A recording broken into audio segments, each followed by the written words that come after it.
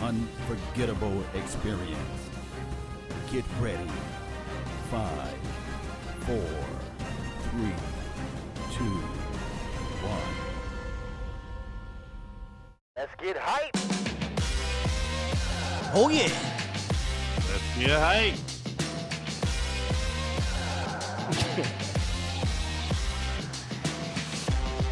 What's going on, Cowboys Nation? Late night hype, Victory Tuesday edition for the third week in a row. Big Game James, Law Nation, Skywalker still, and a special guest in the building, Boss Cowboy. You ready? What up? Come on.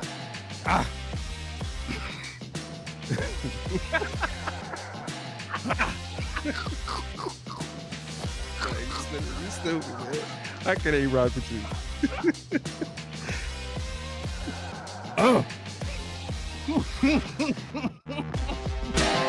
Hey, man, look. Yeah. Fix this shit, Rich. Fix it. B, boss don't know. When Sky come in, you be quiet. You get the crunk, baby. We get Yo, the Get crunk We on need this, to- man. I You mean, know how you this be thing go. quiet. Hey, man, you know how it is, man. You just, You be quiet. Hey, when listen. Sky come in. Boss is he is a late night hype rookie. That's all good. Yeah, I mean, He's all good. He's a rookie. just a rookie rookie. for now. Rookie for now. He's a rookie. Rookie for now. Yeah, exactly. Like Rookie for now. it's going to come to a point where, you know, he can come in, go right to the refrigerator, get his drink, everything's good. Right. You know what Yeah. I'm saying? But right now, Yeah. he the guest in our crib, and we got to bring him in correctly. So how Right, are right. you doing today, Mr. Boss Cowboy? Oh, man. Oh, Doing real you good, doing? bro, man. Like, you know, it's a funny time of the year where we at the very end of the season. Yeah. And I feel real good to be one of your first podcast guests. That says a lot. I mean, and I know you guys personally. And that says to me that, you know, we've all built a good, healthy relationship in this podcast world, which Sure. is not common. Yeah, exactly. I'm not learning coming. that. Oh, yeah. Yeah. Yeah, it's not coming. That's for, real. for people to be able to come together and just kind of keep their egos in check, talk about, agree and disagree, Mhm. but do it in a way to where we still put on a good show. So, man, thanks for having me. Listen, man, like I said, you're a guest today, so we'll accommodate you as such. But after today, come on in, sit on the couch, go get you something to eat and all that stuff. You cool, you good. And then you're gonna be like, shut the hell up, man. Exactly. Come on in, man. Prop your feet up next time. So, but you And, Law, get the James. oodles and noodles. Oh man, we good. I'm good. You know what I'm saying? Just like boss. You know what I'm saying? Good positive energy. You know what I'm saying? Cowboys, you know what I'm saying? Feeling good about that victory against them Eagles. And you know, I got three of my boys with us, and we got the 4-man chocolate boy wonders up in here. Yeah, I said it. Chocolate boy wonders. Hey, man, I love when it's the melanin connection going down with this thing, right? You know what I'm saying? I'm just keeping it real. Keep it a bean. Hey, ain't nothing wrong with that. What's Keep up it with a you, bean, Law? Man, I'm doing great, man. Really appreciate everybody, man, for help supporting this thing. Y'all been clawing through for this whole entire year. Whole year. Y'all could have left many of weeks ago, but y'all all here with us. So I'm gonna just say this: yes, sir.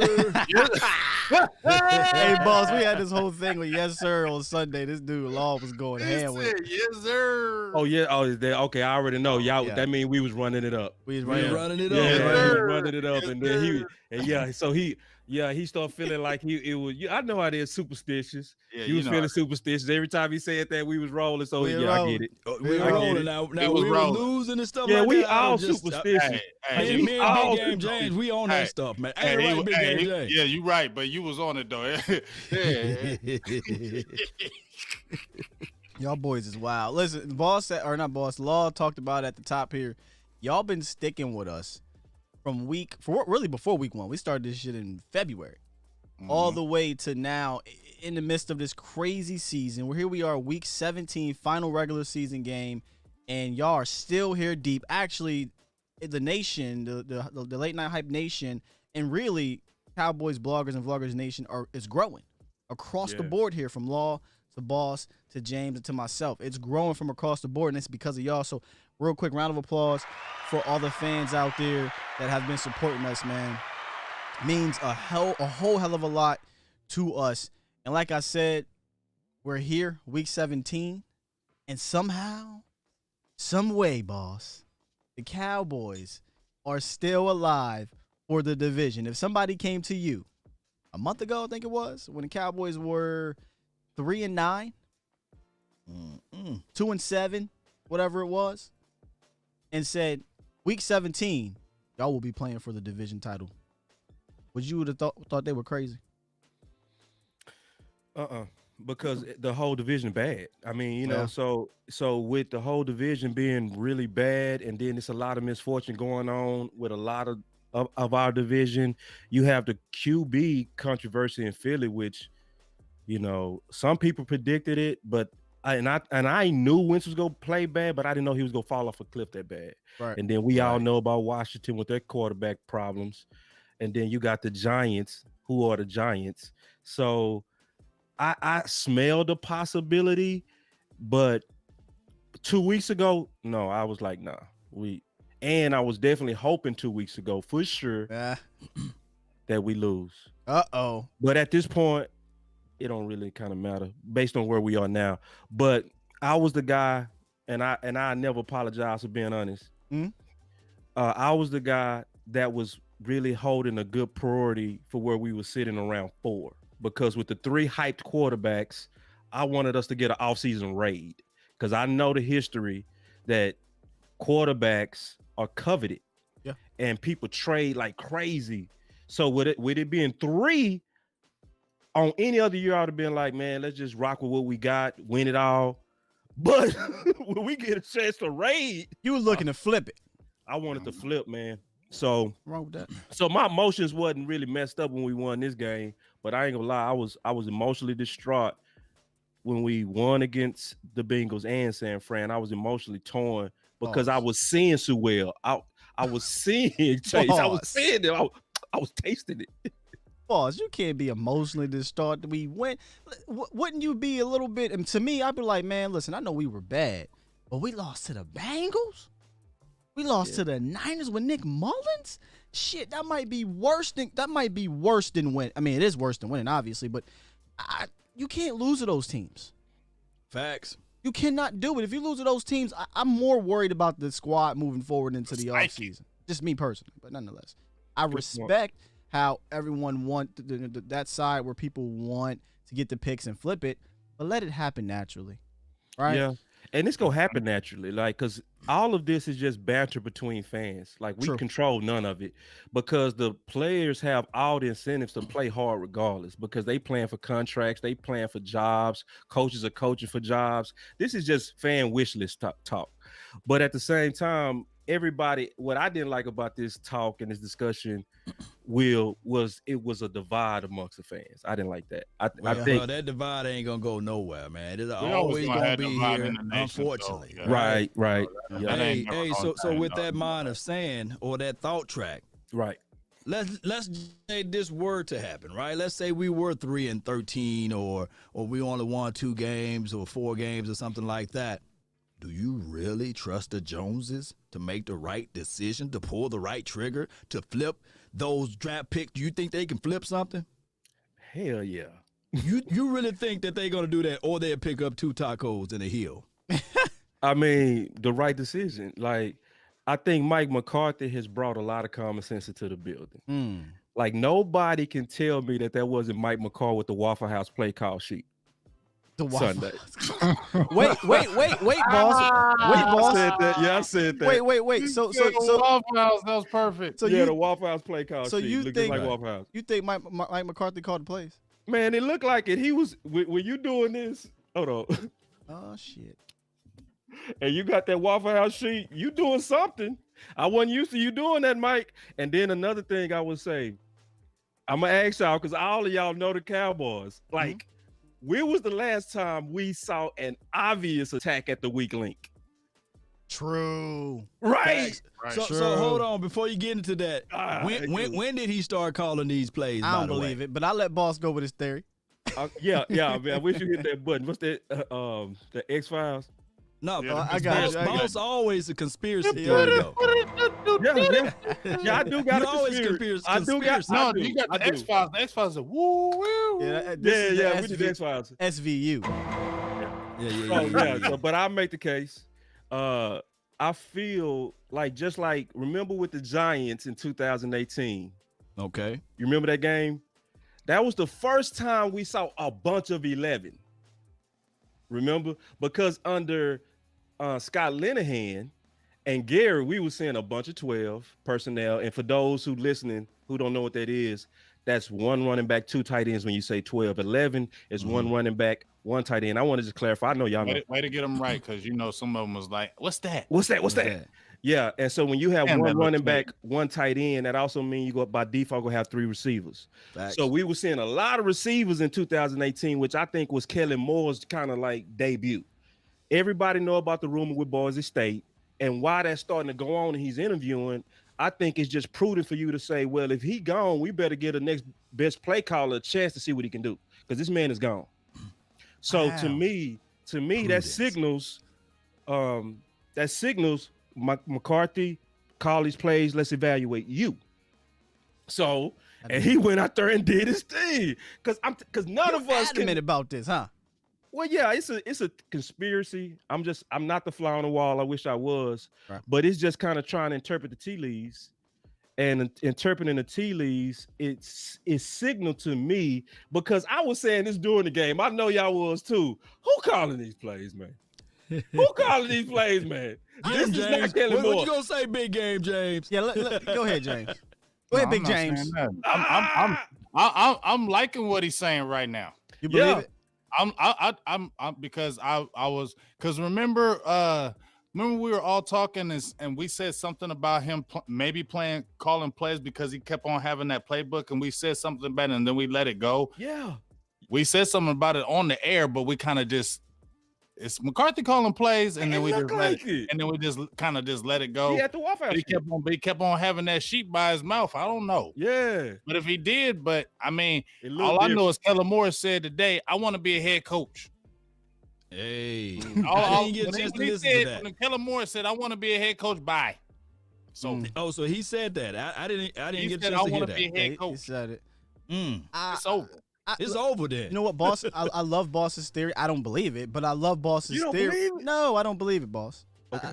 I don't believe that Mike McCarthy just all of a sudden up in the middle of week, 16, decided to call the plays, because of the speculation of Kellen Moore. Mike McCarthy don't need practice to call plays. Yeah, he ride a bike with right. that. So if Kellen decides to take the job, he's not taking the job and leaving week 17. I'm out. No. Right. So he's gonna finish out the year, I should say, and then go to Boise. So I just don't think that's what happened. But it sounds nice. The theory sounds nice. Hey, listen. Let me devil's advocacy. Your devil's advocacy. Get me. You did me. Okay. You did. You said that to me the last time. I loved it. You know I stole that from you. Oh yeah, I did say that.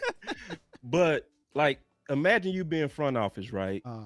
Because we was all watching the game. It was one weird part of the game. It is a conspiracy. You might as well hit the button.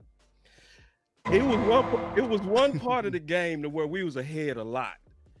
And I looked up at Stephen Jones. They showed the camera and he was slamming papers. I say, man, what is going on? Is Will McClay getting away? Did Kellen Moore accept that job and he just not figured it out by a phone call or a text or something? Something happened. But if you front office, Will, and I'm asking you this, you beat the GM and you figured out you're not going to release it because you don't want to affect the morale of your team. But you figured out that your offensive coordinator has accepted the Boise State.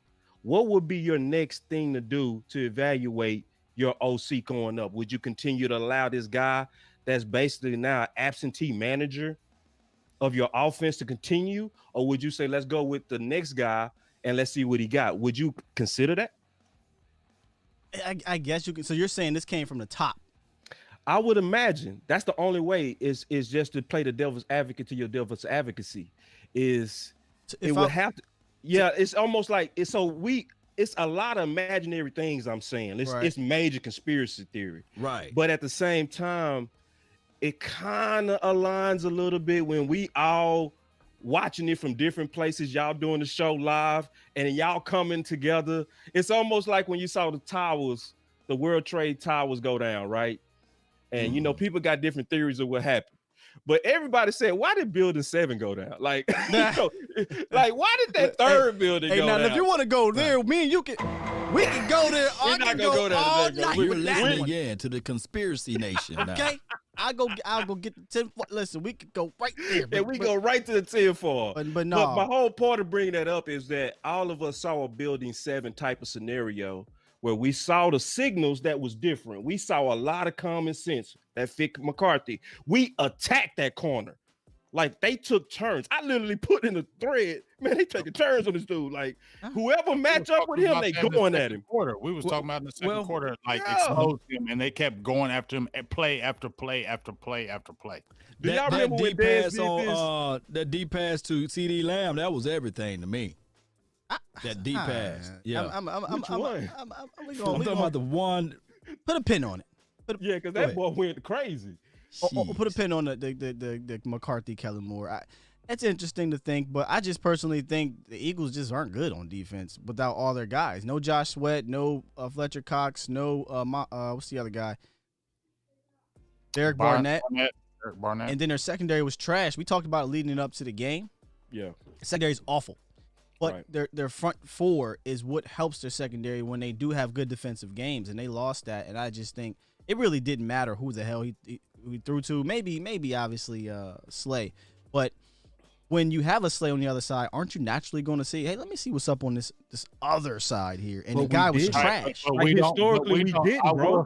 I will agree with that we don't attack like he says that We didn't. we consistently went after 38 like all game. All game, bro. Like, because all listen, game. But that's on one side of the coin, which is cool. Yeah. Which is okay. Y'all know where I'm about to go. right. And Where you Big going? Game James already know what I'm about to go. all right. Go. So what is your conspiracy theory on Michael Nolan then? What's up with that situation? Is he coaching for his life? He Yeah. got his back against the wall and now all of a sudden he's drawing up better defenses? Or, dare I say, Dare I say? these guys George are Edwards all of a jumping in sudden there waking already. up. Can I You know, before what is your conspiracy before- theory on that one, boss? wait before I let see. hold on, boss. Hold on, boss. Ain't been no crazy conspiracy theories because my Boss. stuff be making sense too, man. So Before- let's just set that straight. stop there. Let's stop that. But before I let you missing answer something. that question, I'm just going to say these 3 names and then I'll let you answer.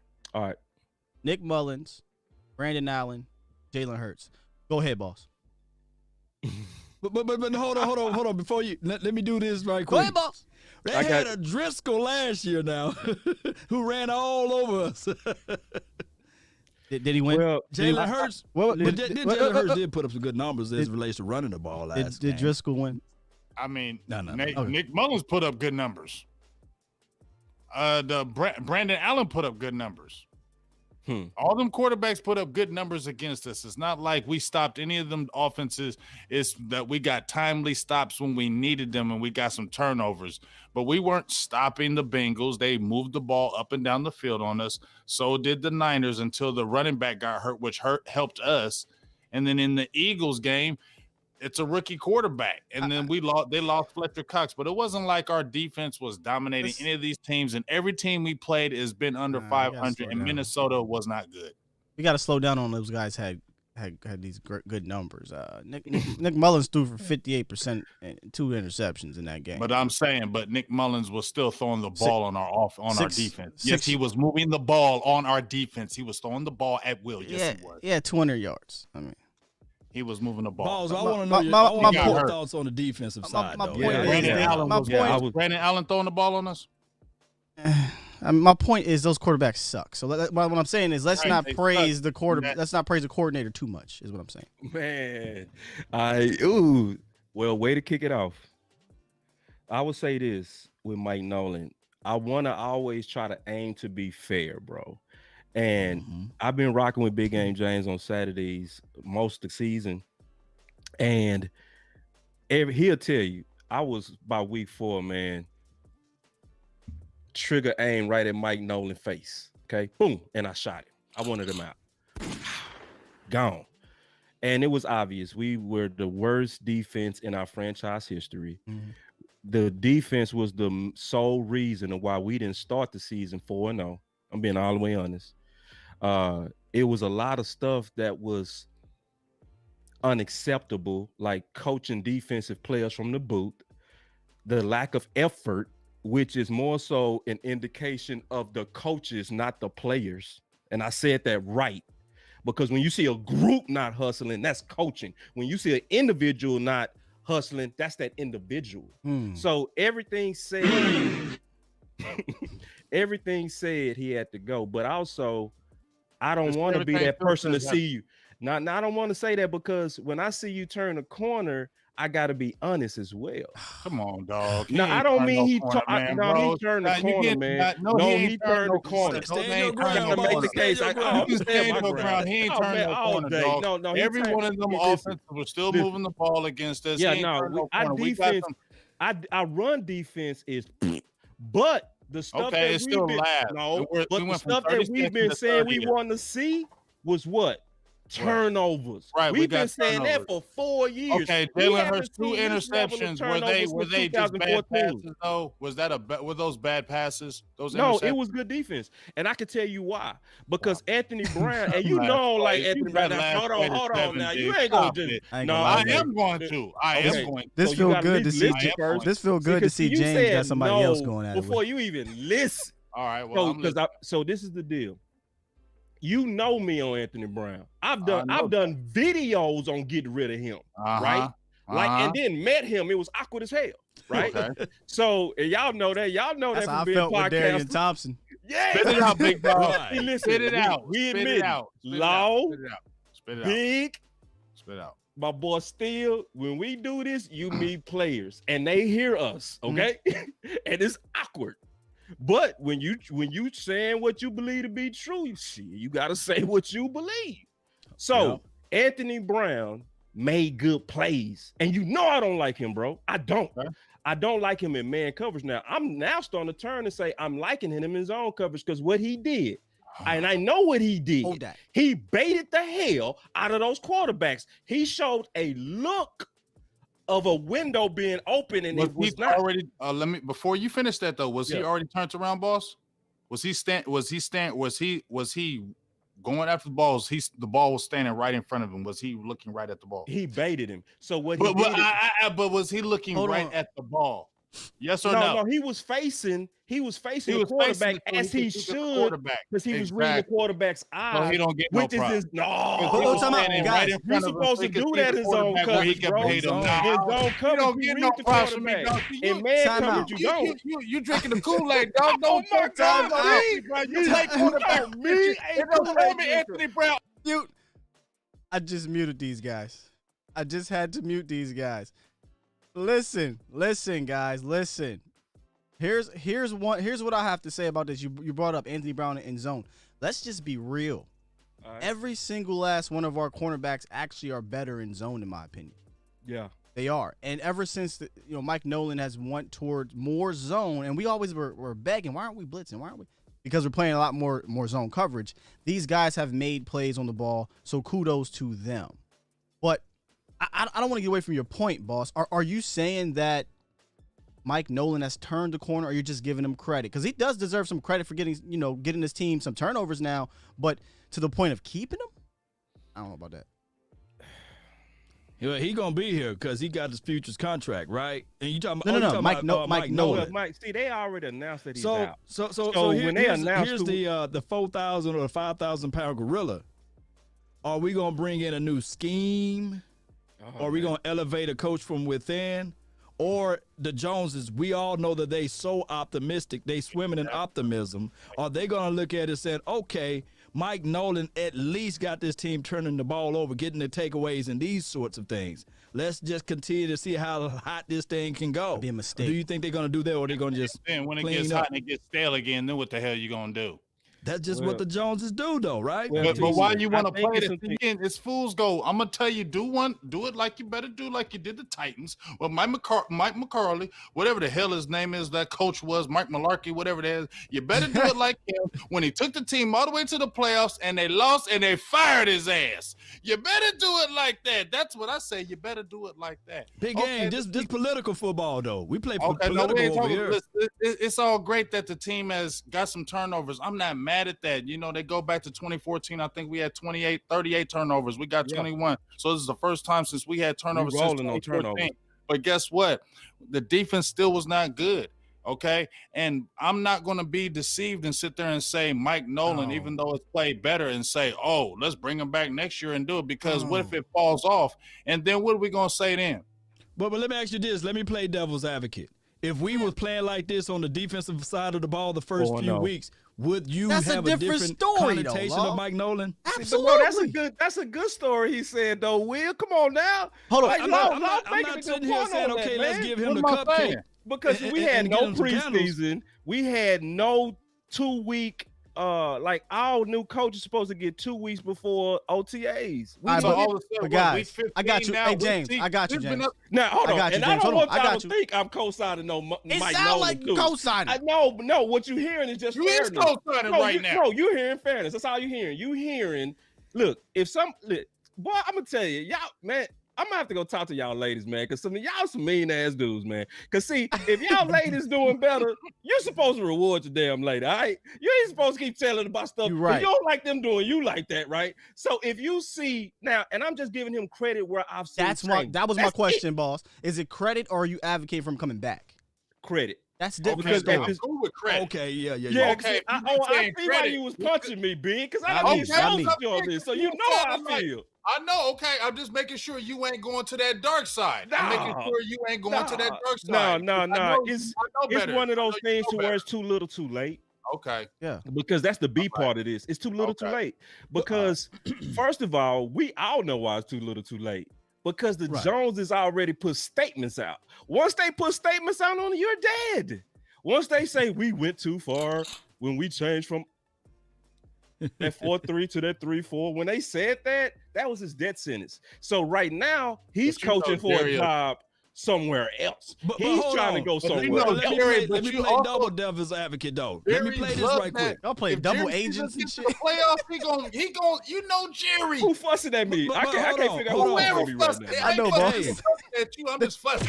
Hey, if I'm Mike Nolan, I go in here with my hat in my hand and say, hey, look what I've done. And I did this with the misfits of weapons. Give me some weapons. Give me some opportunities. Let me go get a defensive tackle. Let me go get a free range and safety. Let's go buy into the situation because Law, I want to rock with Law on that. Can I rock with Law on that? Can I rock with Law on that? Because Law making a hell of a point. And I'm gonna tell you why. Because see, we all with us doing podcasting, got real hustles too, right? We all make money other ways, right? Oh, yeah. So that means we are all in corporate environments. We all know in corporate environments that it's more so about who is on your side than even a job you're doing. We know Mike McCarthy is on whose side? Mike Nolan. Right. So now I'm not advocating for him. I'm just kind of hearing Law's point that he's trying to make a lawyer case. Ching ching. Perfect time for that button. And it's gonna work if we get to the playoffs. So it could work. Yeah, it could work. It could. But and now to your point, do we want that? Now that answer is no. That's why I said the Joneses gotta fight against that, and that's why I know they serious and say even though it got better, I'm still Xing your ass. Can I bring some context to this stuff? Somebody said Steve said boss along that told the company line, man, you got me messed up, Steve. Listen, you ain't listening to me. You got me all the way, man. And man, put some super chats in there, man.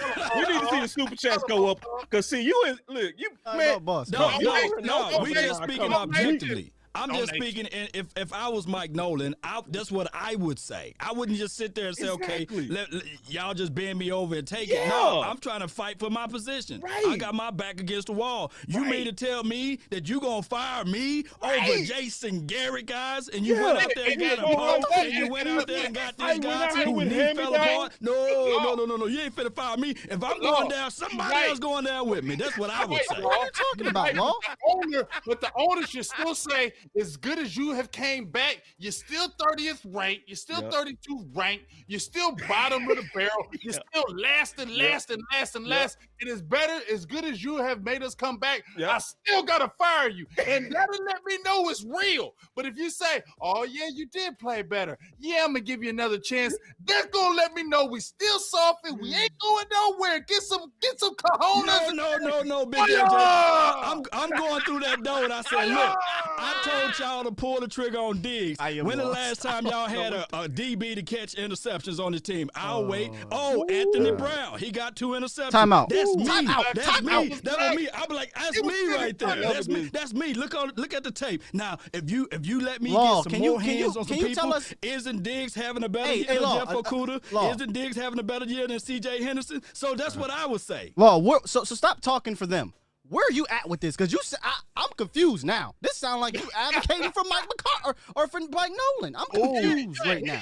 No, y'all man, hold on. I got you on this one. No, boss. No, boss. I know where you're at with it. You gave him credit. I know what he's doing. What he's doing is he just basically saying this is the case. The politics, that I get Mike it. McCarthy I will get play. it. You're not advocating for him. I'm asking. That's why I'm asking, Law, because he keep on saying I'm playing devil's. Where are you at with this, Law?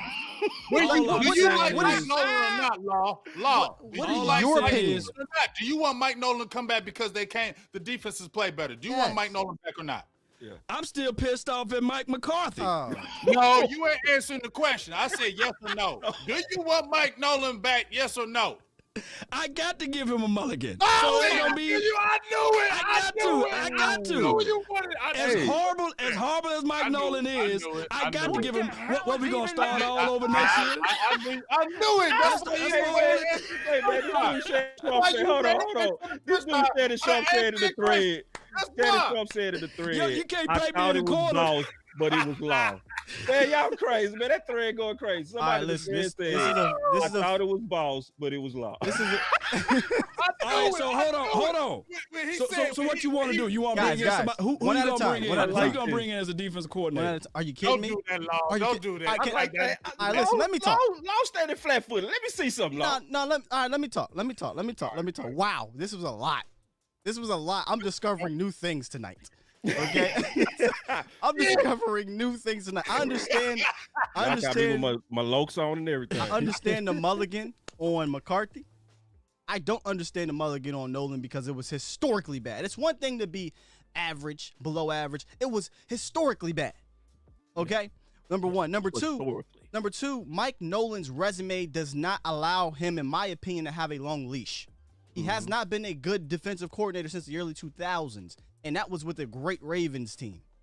Okay, so that's almost 20 years of not being a good defensive coordinator. All right, and number three, you said who you gonna bring in? I mean, there's a ton of people you can bring a whole in. bunch of people better than Your Mike own Nolan. guy. Don't Look, do there's that. a plethora of guys. There's a whole lot better than Mike Nolan. and but number what I'm four- saying is, hold on, what I'm saying is, if I'm Mike Nolan, that is what I would say. That's Yeah, what I would stop, go stop. to. But here's the thing. We Wait, were asking I you would too, Law. about I Mike Nolan. would. We was asking you. so you wouldn't do it? I would. Hold on, one more. I'm talking about Big what? Game You do James and what? Scott, wouldn't you? No, what? I'm not speaking. Hey. Listen, I'm sorry, Law. I'm not speaking for I don't care about how Mike Nolan feels. No, I I'm care talking, about the I'm talking about you Cowboys. personally. I'm talking about you What? personally. You If asking me everybody else driving a Mercedes coupe and they give you they give you the Prius and they say, okay, make it happen, you're gonna be sitting there like, hey, hold on. Where's my coupe? Okay, so here's this. Then why is it that on the other side of the ball, they've had worse injuries on that side of the ball, and that coordinator has seemed to keep this offense going? That Because they had continuity and they had years. This is still Scott Linehan, collectively speaking. Well, y'all got system. Law messed up. Okay, What you got still? So the reason why the defense is bad is because of the COVID and because of the players, right? Not because of the coaching. Then what is the excuse? Why is there other teams like the Giants, like not the Baltimore, Browns. Cleveland Browns, who have new defensive coordinators, also suffer injuries, are also still doing well? They're asking, and then because let me. they don't have a guy named Darian Thompson, Xavier Woods, a guy named And then let- and- Terry okay, Poe out okay, there so then- trying to play defense. So you say you're confident in Mike Nolan now because of the turnover the last 3 games, correct? What I'm saying is, from Mike Nolan's position, that No, is what he's he's saying going you. to He say. asking you. We ain't talking about what Mike Nolan asking. So you saying if Dallas gets some better, you feel better players, Mike Nolan's the guy? Hey, That's the flat-footed, Law. Stay flat-footed, no? man. Stay Yes with or you. no? Hold Yes on, or hold no? on. Go with What your I'm heart. saying is that I'm is what asking- he's going to say. And on I'm top not of that, asking what I he's saying, can't though, Lord. You keep look at the running. players in their eyes and say, Running. okay, we turning this ship over, Running, though. and now we're going to just kick him out of the I room. feel you what you saying, but you running. I'm asking you if Dallas get a couple players Are you wanting Mike Nolan to come back for another year as the defensive coordinator? Yes or no? Man, it got to be yes at this point. It got to be. That's all I'm saying. But is it because of what look, we're seeing the last 3 games? Because you saw the turnovers the last few games. Because let me bring context to this. Okay? Brandon Allen, Jalen Hurts, and Nick Mullins. In the first number of weeks we played, Russell Wilson got trashed. Matt Ryan got trashed. Jared Goff got trashed. Baker Mayfield got trashed. Kyler Murray got trashed. Alex Smith got trashed. I can keep going with these better quarterbacks that have trashed this defense. A defense, in my opinion, that was more healthy than they are now. A defense that had guys that Mike Nolan signed on for. Darryl Worley, Dante Poe, Everson Griffin. You trust Mike Nolan to bring in the players? If you didn't trust him Put it early? like this. I don't rock cheap stuff. I don't go up in Walmart and buy great value products, right? I go buy the stuff that I know for sure that's going to work. So I'm not saying that I'm better than this and I'm better than that because I don't buy those cheap things, but I got to live in the world of realism. I know for sure that Jalen Smith out there, regardless of who coaching him, he is not playing up to the level of what he should be playing at, and especially when you look at the first few weeks, everybody that was doing the film assessments and the film sessions and things like that, they said that, hey, these guys are not buying into the system that Mike Nolan was putting out there, right? They wasn't doing those things, right? Let me know if I'm wrong. So they bought into it later in the season? They bought into it later in the season. So what happened in Baltimore? Is it Mike Nolan's fault that Jerry Wayne Jones refuses to allow them to cut Xavier Woods or allow them to get Jalen Smith out the paint? I'm just saying, I'm not Team Mike Nolan, but I'm just trying to bring it up to the table. So he brought up a hell of a part of So what happened in Baltimore? That's a great point. But, Law, at the same time, here's my thing. If they get those guys, because Mike Nolan, history says that even when he's got some guys except Baltimore, he has not done good. So you can get deceived by, oh, we got some turnovers, we're doing good, and we bring them on for next year. You get some guys, and then it falls off. Then what you gonna do? Then you will just have to stay there. Chip, cut away. But that's what I'm saying to Mike Nolan. What would you do in your job, in your position? That's I don't care about Mike Nolan. What I would do? I don't care. I don't worry. This team ain't gonna die, Law. It's just too little, too late, though. See, here's listen, my guys. case. See, and I don't want to feel like we're jumping. Let me just say this. What I'm getting from everybody in the feedback is y'all trying to paint me in the corner saying that Law saying this team got to roll with Mike Nolan. But what I'm coming from the defense aspect of it is this is what I would do if I'm Mike Nolan.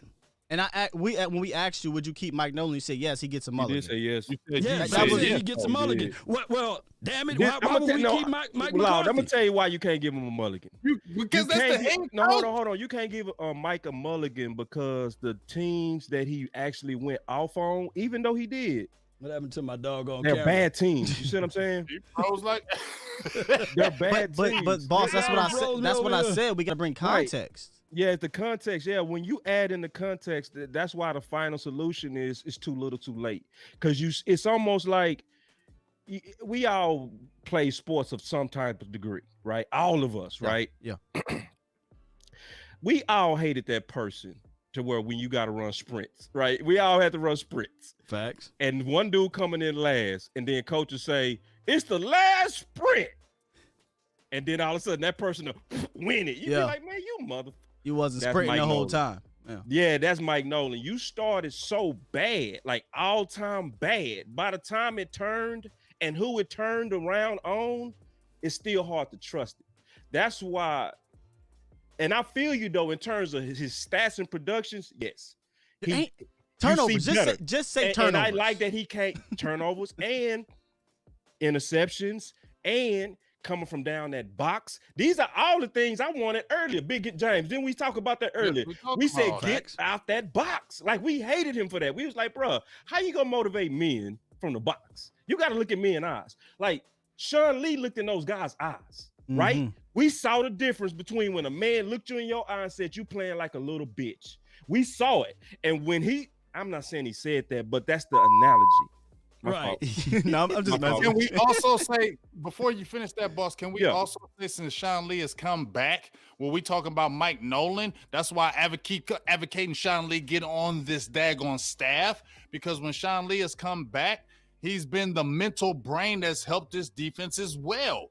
Yeah. That's why he needs to get on the staff. I ain't going to say, I know they had the camera with Sean Lee getting on people, but I ain't going to lie, dog. When I seen Sean Lee getting on somebody, tell me, I don't think Sean Lee did it for show either. No. When's the last time we seen somebody get over there and get in that huddle and get on them guys like that? He did that I'm in gonna keep it real. 2016. As good as DeMarcus Lawrence is, he can get in that huddle. I don't know if everybody gonna listen to him like that, but if Sean Lee can jump in that huddle and go off like that, and everybody gonna shut the hell up and listen to him. He got That's why people he respect. credit. You put his ass on the staff and let him groom him. I don't want no Mike Nolan. You bring in some damn George Edwards. Mike Nolan track record tells me That's unless he's had dope players, he got Marvin Lewis's players. That wasn't Mike Nolan's players. That was Marvin Lewis's defense, and he got it. So I can't even give him props for that. And then whenever he's had his thing, it ain't been great. So I'm not falling for that. Yeah, you got some turnovers. Anthony Brown, he was staying in front. He wasn't first round. So yeah, you got some turnovers, and yeah, that's all great. But I'm not falling for the fool's gold, dog. After the season's over, ask them, move somebody else in there, and get Sean Lee, maybe as a linebackers coach, and build and grow. Get them cojones, dog, and don't fall for the fool's gold. That's what I'm saying. That's the thing, and that's my number one thing about Nolan.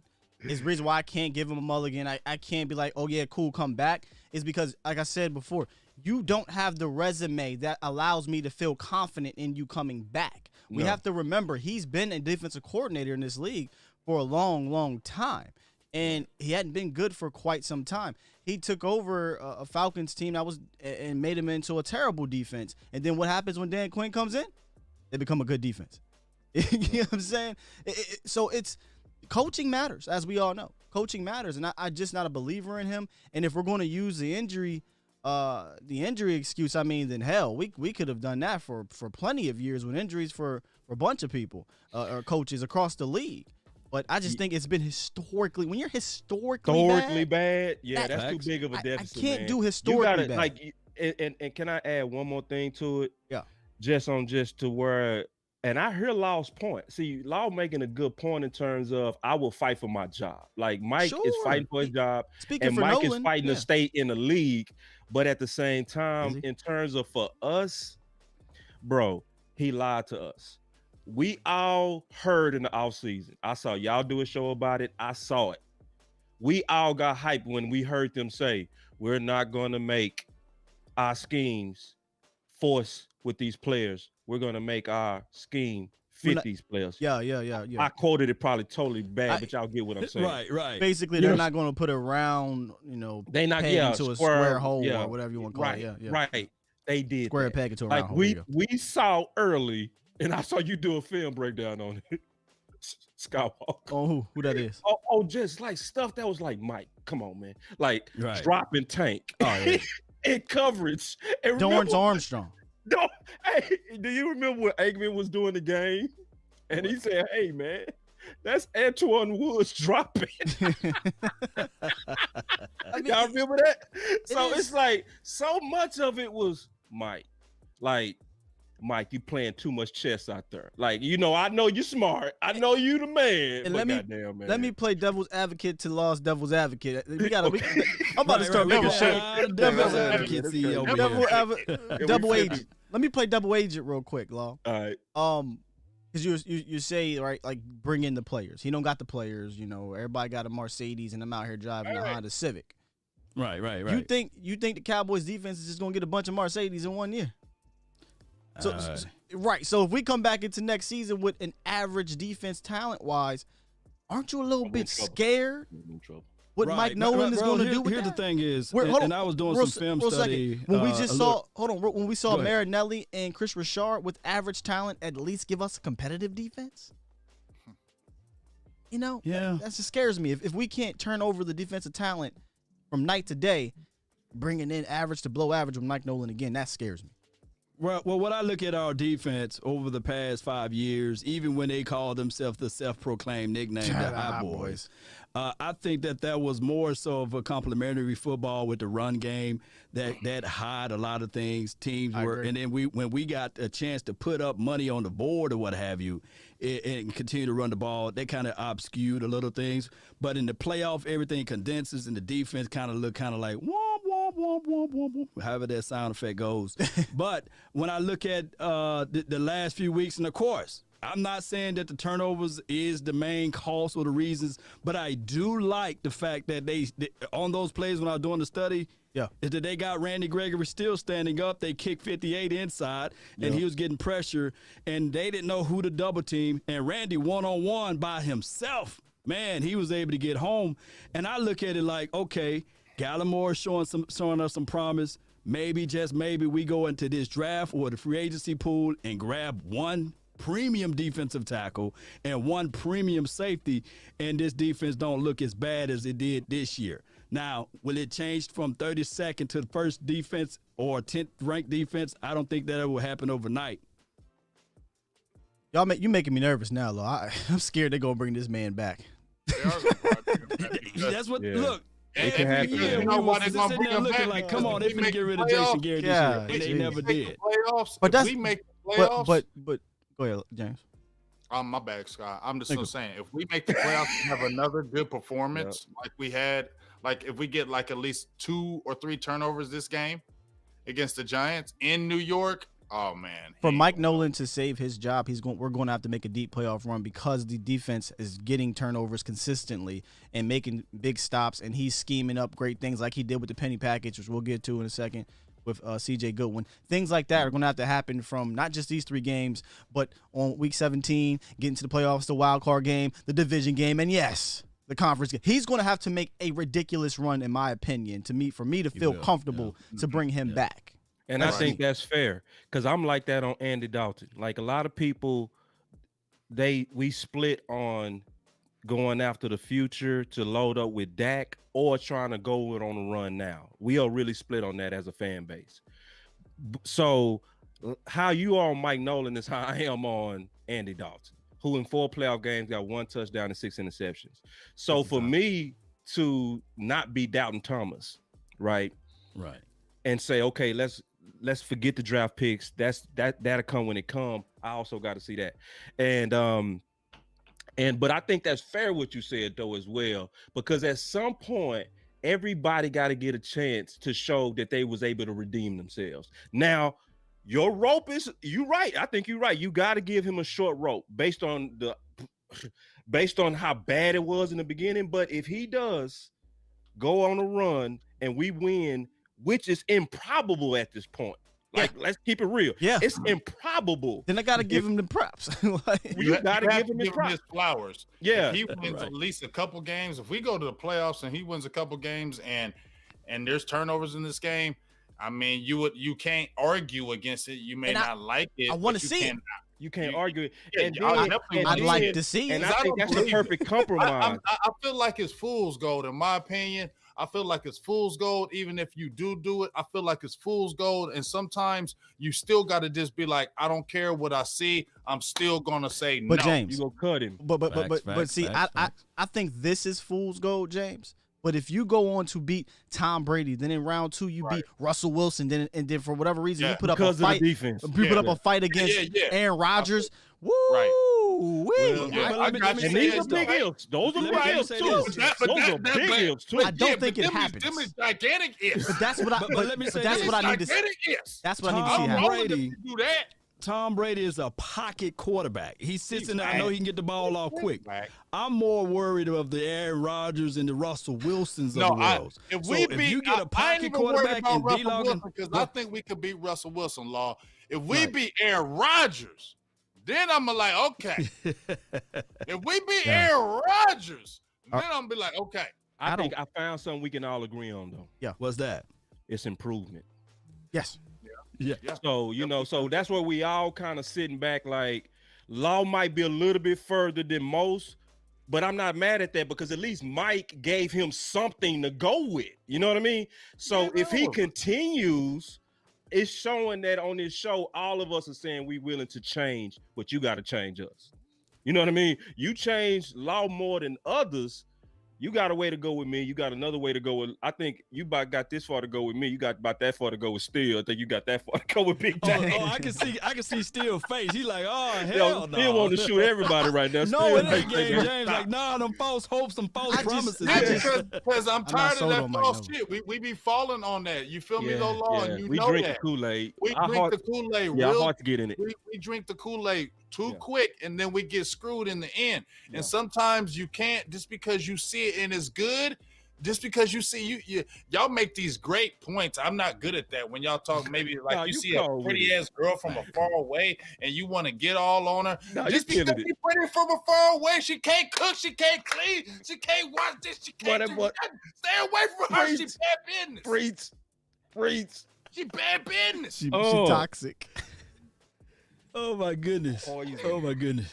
But don't crucify me, because everybody man. Hey, listen, I got respect for you, Law. Listen, I got respect for you, because you know what an easy thing it would have been to do is to go with the bandwagon. I was impressed that you stood flat-footed for a little while. You started losing your chin, though. They started. It was a lot of combos. They started breaking them down. It was a lot of combos. No, they were breaking it down. What it is combo. Y'all got fire. Let me tell you something. What it is, and this is great. You know, but we got to bring Boss on more, because you know what it is. Feel me? This is what it is. Me and James are usually. Oh, okay. And hold on. And Law is the little teensy weensy instigator on the. So what if Mike? And then I say something to James, and then he's sitting back here like this. Yeah, he hit me with that one too. What if Mike Nolan? Script. But he was basically he put his thought on me. He put his thought on me, because he asked me that question. He put his thought on me. He was like, "Now, boss, I want to ask you about Mike Nolan, because he wanted me to go on that cliff first. He wanted me to fall out that cliff." That's what Law do. That's what you gotta watch his ass. Thank you for the game. Thank you for the game, Steel. I got it. But no, y'all painted me in the corner now. Y'all had me no choice but to fight for the man. You put yourself in the He's a smooth criminal. He's smooth. I love it though. I love it. We don't usually get this debate, Law. So this was awesome. I like it. I did, man. He stayed flat-footed for a second. He got off his dime. No, you got off your dime, man. Hey, you got off your dime, man. Well, we got another. Let's talk some offensive coordinators since Taylor Moore. Let's talk about that shit. Yeah, let's move over to the other side. The Cowboys' offense came to life after the first few possessions, because let's be real, y'all. I would admit I was ready to bench that fool Andy Dalton after the first 3 possessions, because he wasn't doing nothing. Y'all heard me. I said put in Gilbert, because I'm not seeing enough offensively. He's not connecting. He's looking like the Andy Dalton I saw against the Arizona Cardinals. Real timid. Then he connected with Michael Gallup on that 3rd and 9 down 14-3, which I think was the biggest play of the first half. Granted, it was a flag, but still he needed that confidence. And he took off from there. He ended up having a really good, about 2.5 quarters. There was a point in time in the offense went punt, pick, punt, which happens often. No one wants to talk about, but the offense, it's really stale often the last 3-4 games throughout the period in the middle of the games. Nonetheless, Dalton prevailed, 377 yards, 3 touchdowns. Our wide receivers looked, amazing. They looked like what we wanted them to look like, and they have looked like that throughout the season from time to time. But I think Sunday was one of those games where you say, this is exactly what our receiving group can be. Everybody is eating. 120 yards from both Michael Gallup and Amari Cooper. CeeDee Lamb gets 2 touchdowns, and then Zeke closes the game. That is how you want to see this offense moving. And the orchestrator of that offense, boss, is Kellen Moore. And we kind of talked about a little bit with the Mike Nolan. I'm not going to go to the conspiracy part. He still got the title, so we'll give him the credit. Right, but here's what I'll do, though. I'll say this. If Kellen Moore is on the way out, because that's what it's sounding like, where do you go? Because I think it's going to be in-house. I think Mike McCarthy's just going to pick up the play calling. I love it. Yeah, I think why wouldn't you? He's been a play caller for this time, and just like Boss said, you got to audition. You've been doing your damn thing over there in Green Bay, killing it. Now come bring your ass over here and let's see if you can dial up them plays over here with Dak Prescott. Right. But, some other people been talking about, just listening to Twitter, Nushmeyer, who's been, they didn't get rid of him. When you look at the coaches that they got rid of, Leon Lett stayed, Nuschmeyer stayed, and Kellen Moore stayed. They're saying maybe he gets a crack at the offensive coordinator because he was a quarterbacks coach and he was an offensive coordinator. He's been there and done that, and he's familiar with Dak. He's got a good relationship with Dak, so maybe that could happen. But honestly, I'm gonna keep it real. I want to see what Mike McCarthy. I want to see what Joe ass can do. I want to see what Joe ass can do with Dak Prescott with calling them plays. I want to see what you can do. Let me get in. Oh, go. You double dutching in? Go ahead. I'm in here. Okay. Go ahead. Double dutch in. So with the same reprieve of what we was talking about earlier with the Mike Nolan, one can argue that this guy flipped everything around too, and he been a head coach and he called plays before, and that's the offensive line coach. What's his name? Joe Philbin. Yeah. So do you guys look at him and say, okay, he's turning the things around? Or if it just so happened that we playing against porous teams that can't get to the quarterback? Because now all of a sudden I'm seeing him changing the furniture around. You know my even though answer. it's on the Titanic, Yeah, I know it's your going answer. down, but he's moving stuff around. He putting people in places, and we're not seeing that the offensive line been historically bad too. So let me know how you guys feel about that. Will he be the guy that can call the plays? Will he be the guy that they bring back and these sorts of things? Go ahead, boss. I'll let you go now. I'll answer. Filming need to stay put, man. Yep. Like filming is so. This is just my opinion, and I'm cool with anybody disagreeing with that. But I actually featured Will's or Steele's question on my show because he's not getting enough credit. And I love when I see the common sense from my head coach also on his coaches. So when was we all remember the days under Jason Garrett where we all used to say, Zach Martin can move to tackle, but it'll never happen. We used to all say that because we knew we was all pigeonholed into a philosophy that you don't rotate your offensive lineman. Philman was like, man, screw that, man. Screw that. And that move, the fact that he working with 80% backups, if you count Connor Williams, you can sometimes say, depending on your opinion of him, 100% backups. It depends on how you feel on Connor Williams. I'm just being honest. But at the same time, Williams ain't bad. He not bad, but his strength is bad. That's but even knowing that, his strength is bad. He got bigger. His strength may be bad, boss. But you can't sit there and say he's a bad left guard for us. No, I ain't say bad. That's why I said it depends on who's grading him. Like, because because when he beat, everybody know he beat. But when he doing good, nobody know he doing good because he's quiet. He get beat. Like, let's also be honest on this. Hey, Connor Williams get beat at the worst times. Every time. This one. Yeah, the worst. Let's keep it all the way real, though. Yeah. Yeah, let's keep it. I'm not even trying to beat up on Connor Williams because that's not the point. The point is filming. Dog. I said he was a regular guy, but I got to give Connor Williams his flowers this year. Yeah. And when we take the picture of it, and it's not fair to Connor Williams when he gets beat on one bad play that we say he's trash. When you look the whole year, he's played some damn good freaking football. Yeah, but like let's talk about the first 4 games. The first 4 games, the breakdown of the offensive line was him. On big plays. Now he was mostly consistent. The first 4 games was him and Steele. Right. Yeah. Steele was killing us, and that was your guy. Yeah, but I mean, and I don't mind saying an undrafted free agent is my guy. You know what I mean? That's okay. And he's playing better. And he's playing better, which the whole topic was filming. To Law's point. So I'm loving filming, and when it's working epically well, don't break it. You know what I mean? Balls. Before you go into the details, let me put you on this thing. Scott got me on board with filming.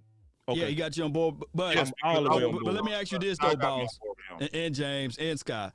For the first 5 weeks or so, first 6 weeks, would you consider keeping Philbin at that time, or you've been like, nah, let's get him up out of here. He doing some boneheaded stuff. No, I would have never got rid of him. I was just frustrated that he kept putting Steele out there. But like Boss just said, that had to be Philbin to say, I don't give a hell what you saying, Mike McCarthy. You better kick Zach Martin out there tackle Right. because remember it was Mike McCarthy said the week before this ain't fantasy football, and then the next week you seen They him moved kick him. out at tackle. Right. So that had to be filmed. Somebody saying, talked "I'm him into the it. hell, Yep. I'm putting him at tackle. McGovern's going to play here, and this is what's going to happen." So I got to give Philbin that credit because McCarthy said the week before this ain't fantasy football and we ain't moving him. So that had to be Philbin telling him to move him. And so how many times under the old regime did we watch them let an offensive line literally kill a whole game? Right. Yeah. We watched Chaz Green destroy us. We saw Free in 2016 pass pro was bad. Now his run blocking, Free was the man. But man, he was getting killed, bro. Remember they had to add a 6th lineman in 2016 in Minnesota because he was getting killed, and they just stayed with it. When I see common sense, just like it was common sense to attack that undrafted free agent corner, don't touch it. So whoever calling the plays, it might be McCarthy, it might be Kellen Moore, but if it was Mike Nolan, stick with Mike because Mike showed a lot against Philly. You mean McCarthy? Yeah, I'm sorry. Yeah, Mike McCarthy. A lot of Mike Mikes. Nolan on your mind, man. Yeah, It's all my bad. good. Mike McCarthy, Mike Nolan. All got your mind poisoned right now. Yeah, Poison seeds. And then the other point was the OC. Yeah, so that's where I wanted to chime in a little bit. What I think will happen. I mean, I don't know. We don't know what happened. I'm just thinking here. I think Mike McCarthy has always wanted to call plays. You know, that's what he loves to do. And if Kellen Moore is gone, it will be Mike McCarthy calling the plays. But then there will be maybe a Doug Nussmeier or a Joe Philbin as the OC by name. I don't think it'll be, where they're the guy. They're just the OC by name. We see that in Philly. We see that in LA. We see it on the defensive side when George Edwards was the DC by name, but it was Mike Zimmer calling the defense. We see that across the league. Right. And you saw the guy, right? He was like this the whole time, Waffle House. Yeah. He had the Waffle House board. I was like, man, Spider what you banana. doing with that? What Yeah, you I'm saying doing with that, so he missed it. He missed it, and I think that he'll go back to calling plays, designing the game plans, or being more a part of it. Whatever, he's probably still a part of it. And then there will be an OC by name, and it'll probably come from within just to keep the continuity. I can't see them going with a completely different scheme offensively, bringing in a guy like I don't want to say Zach Taylor, but somebody from that tree, right? That Sean McVay tree. Like, we want to start doing all this speed option and all this window dressing, all this crazy stuff. I see him, I see him keeping what they're doing, but with Mike McCarthy's flow. And I know a lot of people will be upset because they love what Kellen did, but if Kellen's gone, he's gone. I know we fired him. He's going to take a better job. So where do you go from here? And I think there was plenty of times where Mike McCarthy was a good offensive coordinator, and obviously it fizzled out at the end. But we're talking about before it was over, after 13 years, he was routinely, granted, I know, y'all, I know the quarterback, I know. But he still was the architect of that offense. Now, he did admit, I got stale. I need to fall back. I need to see what's happening. And I truly do believe he said, let me see what this young whippersnapper here, Kellen Moore, can do. And I think Kellen's been fine. Yeah, he's been fine. There's things I want him to be better Scott, at. let me ask you this I'm going to say ownership on that one, just in my opinion. Yeah, we know. Like the young whippersnapper, but the ownership was like, you ain't getting rid of Kellen Moore. I don't give a hell. Which can you be mad at him, though? I mean, no. I ain't mad. You had the number one offense. Why exactly, bro. Yeah. And why would Mike McCarthy be like, no, I don't want him? Right. Hey, let me ask you this, Scott. This is going to be like a combo.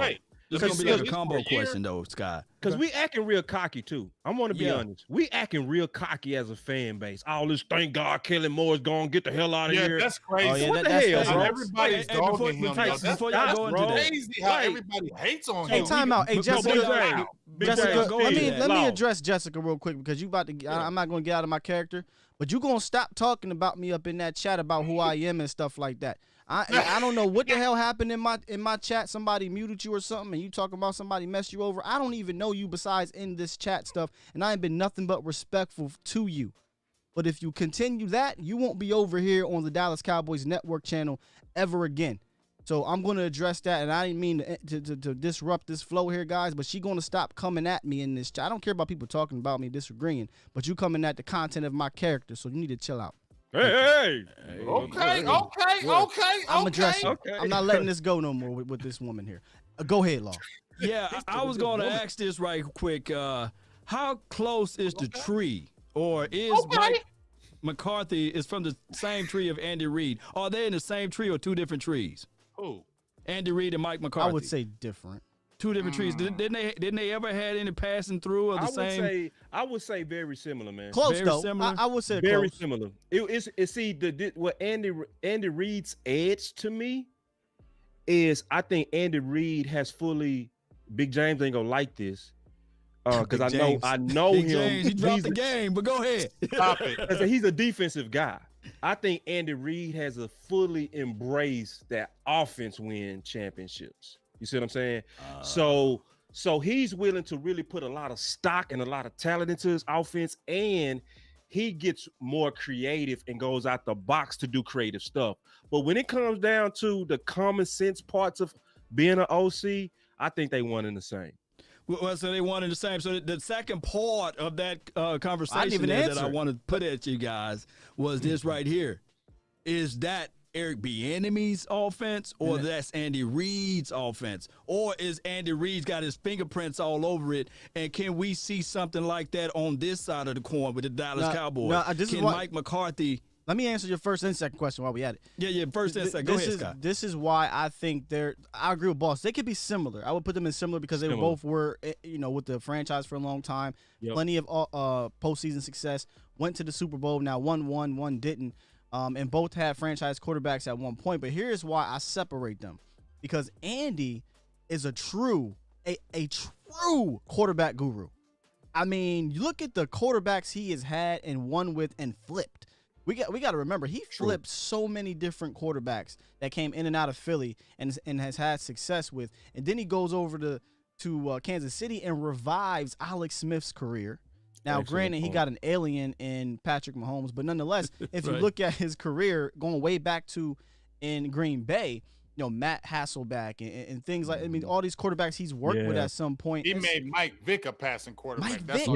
I didn't even think about Mike Vick. After coming out of prison. Right. After coming out of prison. Yeah. So that's the only reason why I say, and I've always believed. And that's Andy, an epic point too. That's not a little point. That's that's why I have to when separate. you can raise the quarterback room, woo, that means your starter can get hurt and you still got a chance. You know what I mean? It's so much that go with what you just said. But you was talking, so you still.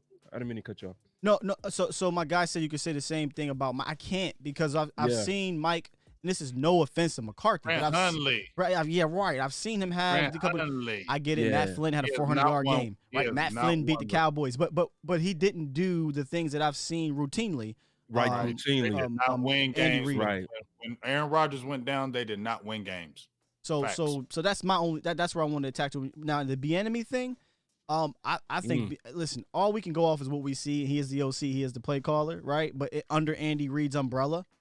But I can't wait to see Bieniemy on his own, so he can get that respect. I think Bieniemy is a Chris Richard of an offense in terms of there are certain coaches to where they spent years developing themselves to be prepared for the head coaching job. So when you listen to Bieniemy and you look at Chris Richard, regardless of how you feel about them as a coach, you cannot knock them on their prep. They have visions. They have a culture. They not just thinking X and O's. They thinking about the. I just hope That's that a if perfect, he gets that's a head what you just coaching said. job somewhere, that somebody really says, okay, I'm going to really give you the chance and not sit there and say, oh, you got 2 years. Or 1 year. How long do it take to install that type of offense? But though, you get it, but we know why. I don't want to go that route. Right. You down that can. lane. Here's what it is. I'm not going to go down that lane, but we know. Yeah. You asked He how ain't going to have no long ass leash. So please, Eric, please. You asked how long does it take, and it kind of goes back to what Boss was saying. I think we actually talked about this on well, it ain't even about the years. We talked about this, I think, on your show when I hopped in that late night. Like we went like 5 hours. Well, y'all went 5 hours. You talk about you talk about it's a culture you build, right? Yes, and that's my thing defensively. And really this whole entire team, but just speaking defensively because we've had success offensively. And I think we actually have built a culture offensively, but we have not on the defensive side of the ball. You need to build that culture. And I think when Andy Reid walks into anybody's building, culture's built. You know exactly the type of players they're going to get. You know exactly the type of scheme they want to run. You know exactly the type of things they want to adjust to, the type of personnel they want to bring in. You know exactly what you're getting from a cultural standpoint. So automatically, boom, it starts. And Reed has been there. So when he promotes an Eric Bieniemy, it's not that Eric is bringing in all these fancy new ideas. Eric may tweak something here and there, but he's operating under the umbrella of Reed, which has notoriously been successful in this league. We don't have that in Dallas. We had an offense that, like I said, has been good for quite some time, but I think that hit a cap. It was mostly reliant on having excellent players because we saw under the previous regime when a player went down, an important player or two, it went to shit. Yeah, that's a great And, point. You know? and can I add one more thing to be enemy? Just one more thing. Umbrella in 10 years. And one more Exactly. thing. Laugh. One more thing about the enemy that I like. I love offensive coaches and players that play like defense or coach like defense. Like Eric Bieniemy, I watch him a lot, and I watch how he leads on the sideline. Man, one time they was behind and he was walking up inside that sideline, and he was like a defensive coach checking his offense like, man, y'all better put these balls away. It was like, no, we ain't worrying about no defense. We finna keep putting up points. We gonna put them away like that. I was loving it. I was like, oh, if I played for him. Like, you don't see too many coaches that have a attack like that mentality. Like most OCs are cerebral, Kellen Moore, Okie type. And I had no problem with that because it's a cerebral position. It's a chess position. Right. But when you add that chess with that dog leader. But you got to remember how Eric look at Kellen Moore as a player. Do you remember Eric Bieniemy as a player? I don't. Please explain because I think he's going to go somewhere. I watched Eric Bieniemy when he was in Colorado. He was a little tiny, like before Maurice Jones-Drew. It was Eric Bieniemy. I see. I see the vision. Right. And he was a dog, and he played with Rashad. I think Rashad Salam came after him. Yeah. Mm-hmm. But he was an animal, and he had an attitude because he was a little bowling ball, and he played like that. Yeah. So you can only see him taking it to the offensive side. You know what I mean? Yeah. And it makes a difference, bro. Like, it's a big deal when an offensive guy come out there, and he like, well, I'm finna kill you. And he's serious. And you could see that's us. That's defensive guys. We always on attack. You know what I mean? But when they out there, like, I'm gonna tell y'all a story. It's a horrible story, man. If you see it at the University of Houston, bro. Keisha Johnson came out there. We sitting in California. He went right up to our head coach. He said, man, they mother effers got on Reeboks. We finna kill these mother. Hey, man, when I tell you the whole team deflated, just instantly, like, we do got on Reeboks. We better just go home. But that's a power of a killer on offense. Like, when they, like, alpha, like Dez type, man, they rally a lot of people. But that's your coaching men. Yeah. No doubt. And good stuff. That's a great question, though. Law. I think it sparked some great conversation. But I'm definitely going to stick to we need to develop. I'm sorry. That culture, period. We know it starts at the top, right? Yeah, but if we're going to be within our coaches, can we get some consistency somewhere? And defensively, it's probably not going to be it. Offensively, we could lose, y'all. Think about this. We could lose 2 coordinators. How many times has that happened? Unless you get rid of the head coach, right? You bring in a new guy. We might be losing 2 coordinators in the same off season. That's going to be real. And that's scary. Can we expound on why that's scary, bro? I can say that right quick because Mike McCarthy came out 2 weeks ago. I think it could have been 3 and said, hey, the reason why we are at where we at now is because I have not had time with my staff and we didn't have continuity. So you mean to tell me now you're going to use that same bevy of excuses again? You're going to get privileged that again if you lose Kellen Moore and you lose your defensive coordinator? I don't want that because I don't live in that land of excuses, right? So they better get that stuff together. No, and see, losing Kellen Moore and losing Kellen Moore, see, because, and I started with the thought our fans act bougie sometimes. Like, we better be, Kellen Moore trash. He was just number 1. Like, come on, man. Like, come on. Like, no, like, and then we all knew in the first 4 games of the season, everybody was the same. I don't care where you was in the nation. I don't care if you was in Africa watching the Cowboys. In the first 4 games, we all start saying like robots, man, these boys finna go out here and score, and that defense go let them have it. We was that confidence in the offense, wasn't we? We was all saying by at least game 2, man, these boys finna go right back down there because that offense was clicking. That's offense what ain't the problem here in Dallas, yo. Yeah, and that's what's scary, still, is when we got rid of Garrett, all us wanted Garrett gone. But you also got to remember, you don't just lose your head coach. You sometimes lose good sub coaches. Rod wasn't a good coach when it came down to getting turnovers, but Rod was a great coach with that defensive line. He was an awesome coach with that defensive line. Nobody turned more trash to treasure than Rod. So when we start having this turnover like you talking about, still, it don't always go in a way that we think is gonna go like, oh, we're gonna get rid of Kellen Moore. We're gonna be we seeing it. Sometimes you go backwards, right? Like you saying, we went backwards. We went from 16 to 32 on defense. Yeah, we're seeing it defensively. The hope you have, though, is that McCarthy's the head coach. If he becomes the offensive coordinator or the play caller or whatever, the hope is that nothing much changes. Yeah. And I listen, I think, I know this might piss some people off, but I do believe in Mike McCarthy's experience as an offensive play caller. If they're going to keep the same play designs and things like that, cool. But as a play caller, a flow of the game type thing, I think he'll be okay. But you know, Kellen Moore is a young guy, right? He's a young up-and-comer, and it's going to suck to lose him.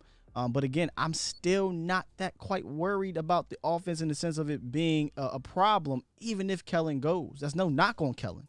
Yeah. It's more of an indictment, not an indictment. It's more of a prop to the players that we have, to be honest with you. And to your point, we came from an offense that was, you knew what we was doing, and we would still beat you with it.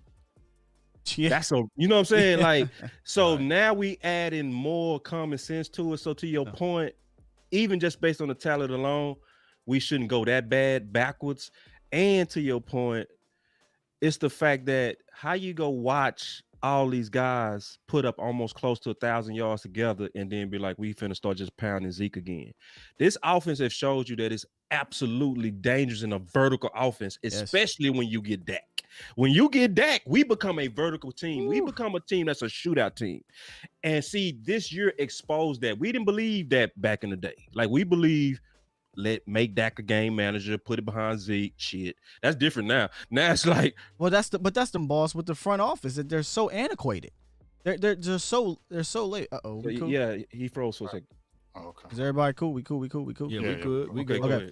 That's the problem. Go. That's the no. I see it happening in the chat, so I think we're cool though. That's the problem though with the franchise in general. They were so antiquated. They decided, they saw what happened in 2014, and they said, "Oh my God, that's it. That's it. That is the way to win the Super Bowl forever and ever and ever and ever. Is to get the best running back, the best offensive line, and just pound the ball, run the ball, and manage the game." And they tried to get Zeke to replace Murray, and thought they were going to run it back with Tony Romo, and didn't have the wherewithal, when Tony went down, to say, "Oh crap, we don't have that veteran quarterback anymore that can toss the rock all over the place. We got to lean on Zeke." Cool. Cool. Right. It's cool to lean on Zeke, but not just Zeke. Yeah. You can't get rid of 2 weapons that Dak had his rookie year and think that everything is going to be cool. We had, what was our tight ends in 2017? Was the Bulls still there? Was Witten still there? Jarwin and Witten. Okay, Yeah. so we did. So maybe it was 2018 where we had the baby 2018. tight ends. And Nobody. that one damn tight end from Texas. Oh, okay. What was his So name? it was 2018. Swain. It was 2018 when they said, "Oh, we got a great offensive line in Zeke. We don't need no stinking wide receivers. We don't need no stinking tight ends." When you go look around the league, tight end mismatch problems are real. Aerial attacks are real. The running backs are utilized to close the games, not start them. Ooh. And that's what when people put up that stat, we 24 and whatever, when Zeke runs for 100-something yards, go watch the games, fam. A lot of the times, more recently, it's because we're getting ahead. And how do you get ahead in 2020? You throw the ball. I'm not saying abandon the run. I'm just saying our front office is so goddamn damn backwards in a Mm-hmm. league that is so forward thinking and progressive that it holds us back, and it requires the actual players to overcome things way too many times.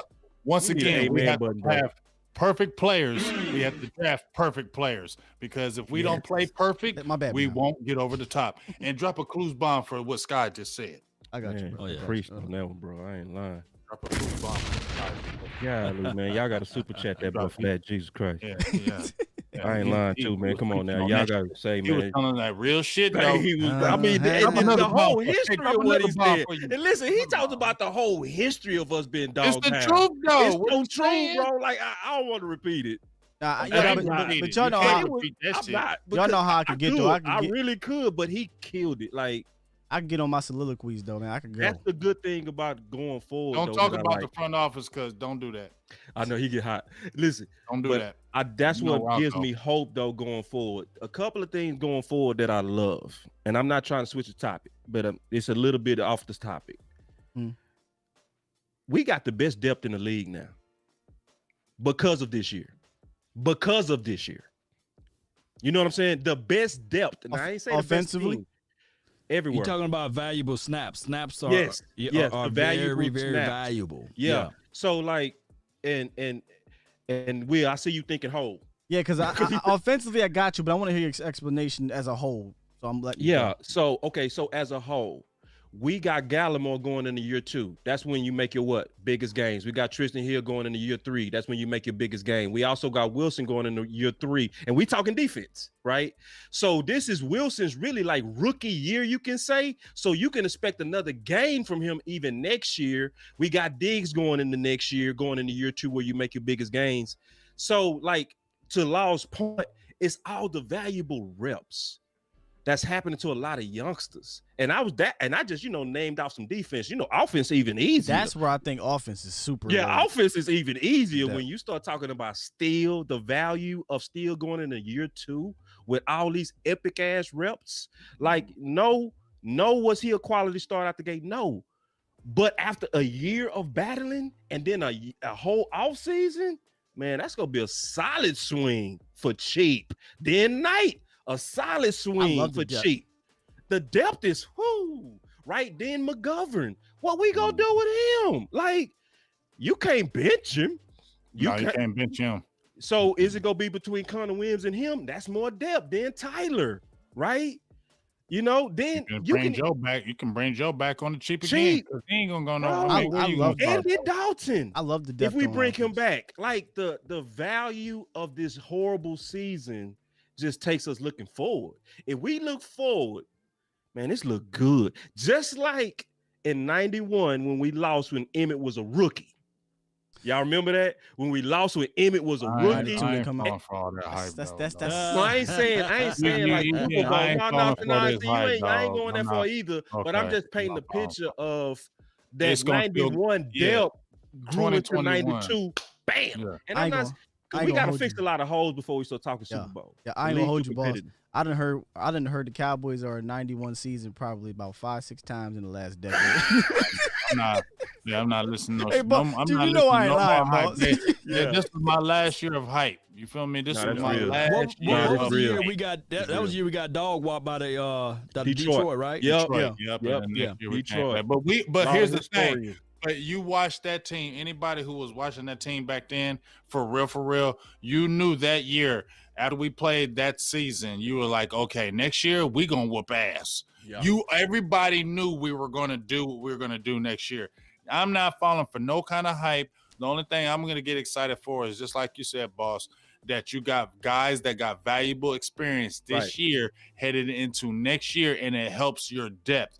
So now you don't feel like, damn, oh, Tyron Smith got hurt again. No, we slide this guy in because last year he played 15 freaking games and he's We better good. now. Mhm. So that's what helps you, because the biggest thing when you see these teams that win the Super Bowl, it's not their front end guys. It's their It's depth. their backups. Right. It's that depth, because right. those guys ain't always going to be there. And when they get hurt, and then when your guys get hurt and You you gotta got step up. number 2 is almost as good as your The number one, you good. that's when you're going to win. You're right. Preach, Now bro. I'm over here looking at the chat, and I got Miss Scouting Pro. Shout out to you. She said trading Dak Prescott is the smartest move for Dallas. This defense is terrible. What are your thoughts on that, boss? Especially about the Dak Prescott situation.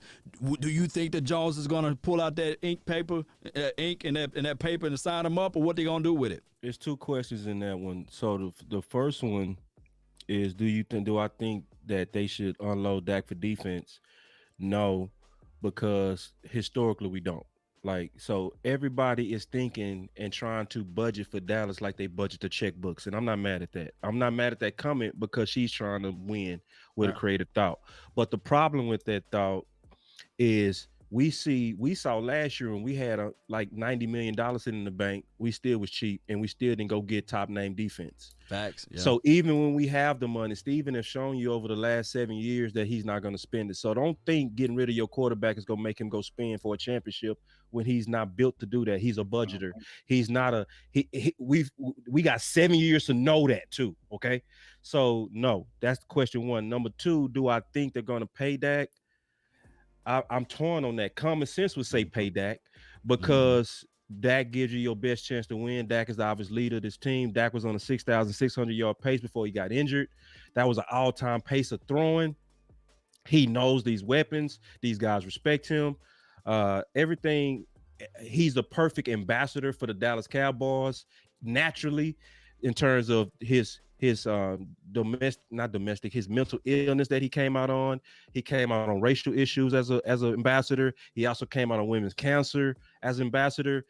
In terms of what he means to just financially to the Dallas Cowboys, I don't see Jerry and them letting them go. And I'm not even talking X's and O's. I'm just talking about the brand exposure from Dak. So from that alone, on business side, you should pay him. But it's always this part of me that knows the Joneses are making money off publicity now. They don't care about wins as much as they used to. They care about wins, but it's not first anymore. First, don't let BJ hear that. No, me and BJ go hard on this every week. Oh yeah, no, hey, yeah. BJ already know we had a 7 hour. I know. Man. We already know we have a 7 hour video on back and forth. And he ain't. I don't care, BJ. I'm just messing with BJ. That's our guy, BJ I Nix. saw that I'm fight just with you and BJ. Yeah, BJ believe that they care about winning. They do. Yeah, they do. Number one. It's not number one. So that's the law's before question. you go into more details, let me just set this table again. Yeah. Boss is speaking objectively. He's not saying that this will happen. So he's speaking in the confines of objections, objectively speaking. But go ahead. Yeah. So it's basically where because every time I think common sense, they go against it. Because it was common sense, honestly, to sign Dak after 2018. Fact. It was literally common sense then. Easiest decision ever. Was his market value. Easiest decision. You could have had that. Anyway, go ahead. Go ahead. No, go ahead. You go ahead. No. I'm just frustrated. So go ahead. Yeah. So it was common sense in 2018 when he led us and they did everything that they said that they wanted to do to make sure he was a franchise quarterback. They said, we got to see what he does with a number one. Now, that wasn't exactly fair, right? Because how many quarterbacks get a number one dropped on them mid-season with no offseason? And then eat with him. But anyway. And then eat with him. So he really didn't have an equal measure. And not even that. We were 3-5. We were 3-5. So his back was against the wall. You threw a number one at him and said, have instant chemistry to see if we go pay you. And he did it. Come on now. And then after doing that, the Giants game, they set all the assets that said made him. They said Zeke, Tyron Smith, they said Zach Martin. Was that the Cole Beasley game? The Cole Beasley game. Yeah. The super you got throw. some good recall. Yeah. Right. You feel me? Yeah. Hey, the super throw, right? So they sat everybody that they said made him. And he went out there and put up 364 yards and a game-winning throw with a Jordan type of, like, he literally spread his legs like Jordan on the game-winning throw. And then turned around and beat Seattle. Beat Russell Wilson. And then outdueled Golf. So it's like, come on. And then next year, boss, he throws for almost 5,000 when they said, well, let's see if you can throw it all year. Common sense. So, and all of that saying common sense, Ben saying pay him. But I'm going to tell you the problem is our fans give Jerry and Steven cover. because we indecisive as fans. Well, they throw it whatever out the there, market though, is, whatever the market is, the fans don't want to give them a Right, dollar up to it. See, So if the market is 30, we say don't give them the dime over 28. Then it go up to 35. We don't give want them to over set the 30. market. Yeah, then when the market go up to 38, don't give them 36. It ain't worth it. Now you saying you ain't noticed the pattern of your fan base? Y'all running up your own damn price. Get with us and say pay this man so we can stop the Dallas gouging. This is the worst thing I'm gonna tell everybody that most people don't see. I know y'all know it because y'all do this, but most people don't know this. Dallas threw away $50 million hardballing Dak. Woo! Say If it you again. do- Just say it again. They Just threw say it. away $50 million hardballing Dak. The math is easy too. Because if you would have signed him for $30 million in 2018, right, on a 6-year contract, there was no CBA that spelled out the television revenues.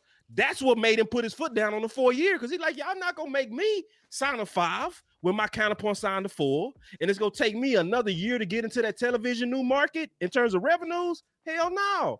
But in 2018, the CBA was written in pencil, so he could have signed a 6-year easy. It would have been for 30 instead of getting ready to be for 40. That's $50 million. So the next That time the boy Jones come over here and bring some hype, baby. Hey, boss.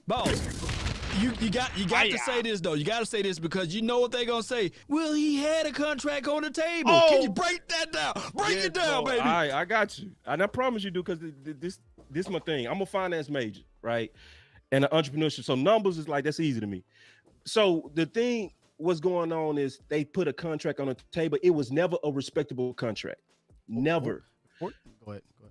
Yeah, I can go into this in great detail. Because people got to look at negotiations from multiple details. The devil's in the details. So when you say, well, we offered them 110 in total guarantee finally, right? This is the problem with that 110. The whole purpose of agents is to surpass the previous. Okay. That's how they recruit. So when you make Dak an offer that's underneath the other franchise quarterback, you basically asking the agent to commit career suicide.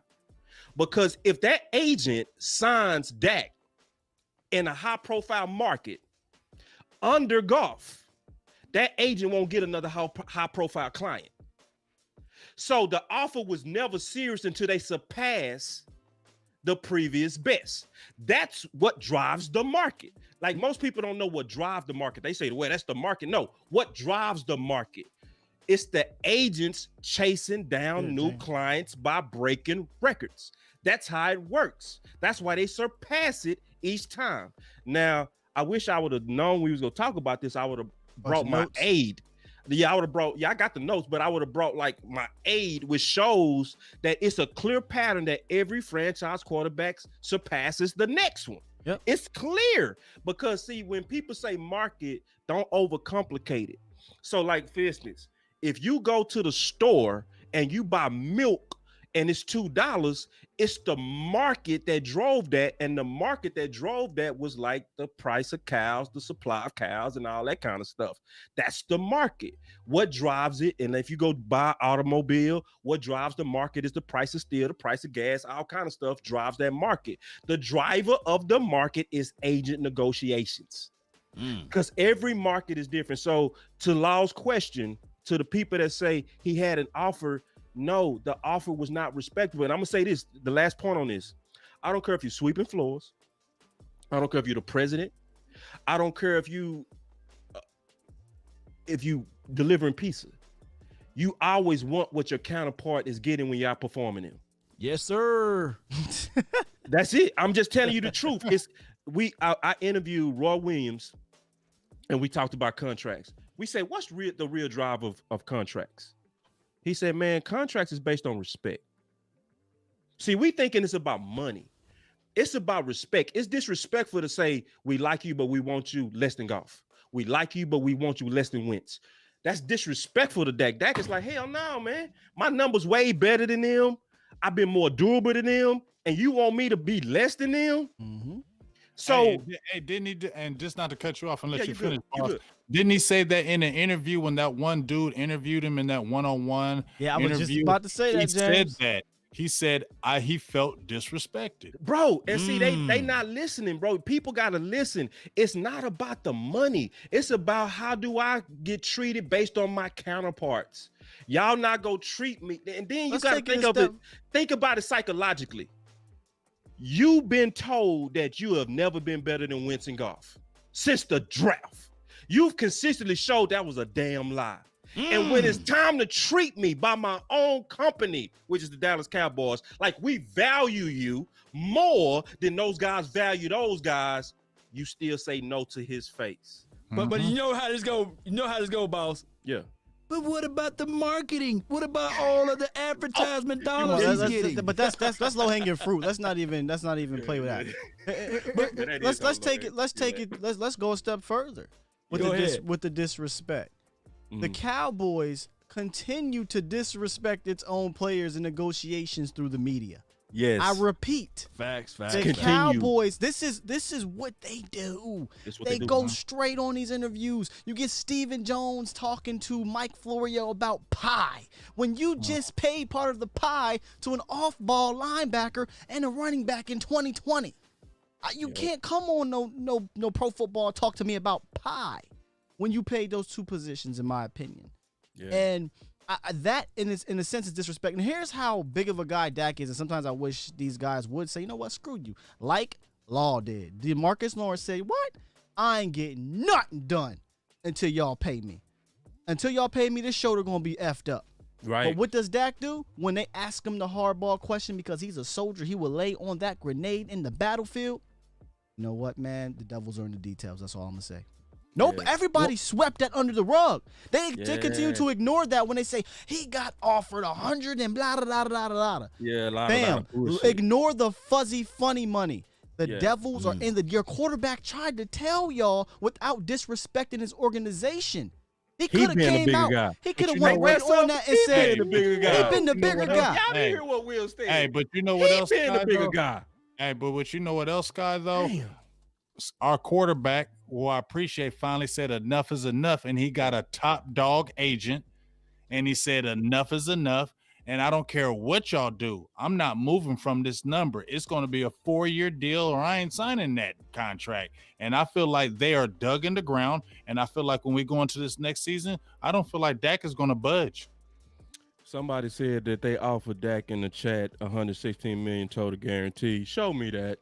They don't know. They just reading shit, boss. Yeah, they don't know shit. All they leaks, just reading. The highest leak that came out was 110. Weekly. They read Pro Football Yeah, man, show Weekly. me that and say you can go to Boss Cowboys Sports and put it in my inbox. I want to see that. If I'm not mistaken, didn't Fish say it was 110? It was 110, man. Bro. They don't know. It was 110, the highest, man. That was publicly leaked. If it was 116, Dak would have been signed because that would have been $4 million higher than the previous record. Okay. Oh. So the new total guarantee is now 112 that was set by Deshaun Watson. So that means they now have to get up to 113. All I gotta say is they ain't saying that. You know, all I gotta say is when he was talking about Romo, and I ain't trying to go back to that. Will's never know. Well, we got to make sure this is good for the team. We got to make sure this is friendly for the team. They just signed his ass. They was just like, this is our guy. We don't care. This is our guy, and we're looking for him for the future. And just like it's a good thing. Like if we're people and we're men, right? Yeah, you can tell me to my face, yo, I love you, dog. You my dog. But if you ain't, and let's say I work for you, I love you. But if you ain't paying me and you keep on telling me you love me, do you really think I'm listening to your ass thinking you really love me? Well, if you love me, dog, how come you only paying me $8? You pay me $8 an hour, but you love me. You love me because I work my ass off and I slave and don't say shit, and you can keep on dicing me like you are. Well, damn, if he's gonna work hard and do all this, hell yeah, I love him. You ain't only getting $8 an hour, man. You my dog. But let me come out there and say I want $15 an hour, dog. You my dog. I want $15 an hour now, and I want this. Well, you know what? I don't like you no more. Yeah, I don't like your attitude. Oh no, you get your damn act together. Don't like your attitude. Listen, I'm gonna tell you. And this is the other part, big gang.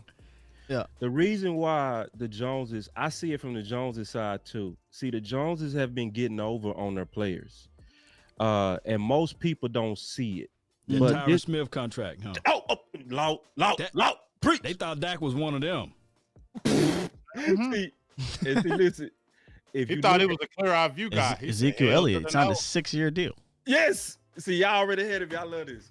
So, Go ahead so with it. I want to know your y'all thoughts on it. already started naming them. Like everybody in Dallas, if you notice the pattern, do long-term deals, 6-year deals. And that's Jerry and them have set a precedent here and a negotiation that when you play for the Cowboys, whether it's true or not, you will sign this because it's a privilege to pay for us, because just being a Cowboy gives you marketing value. And that's not even true.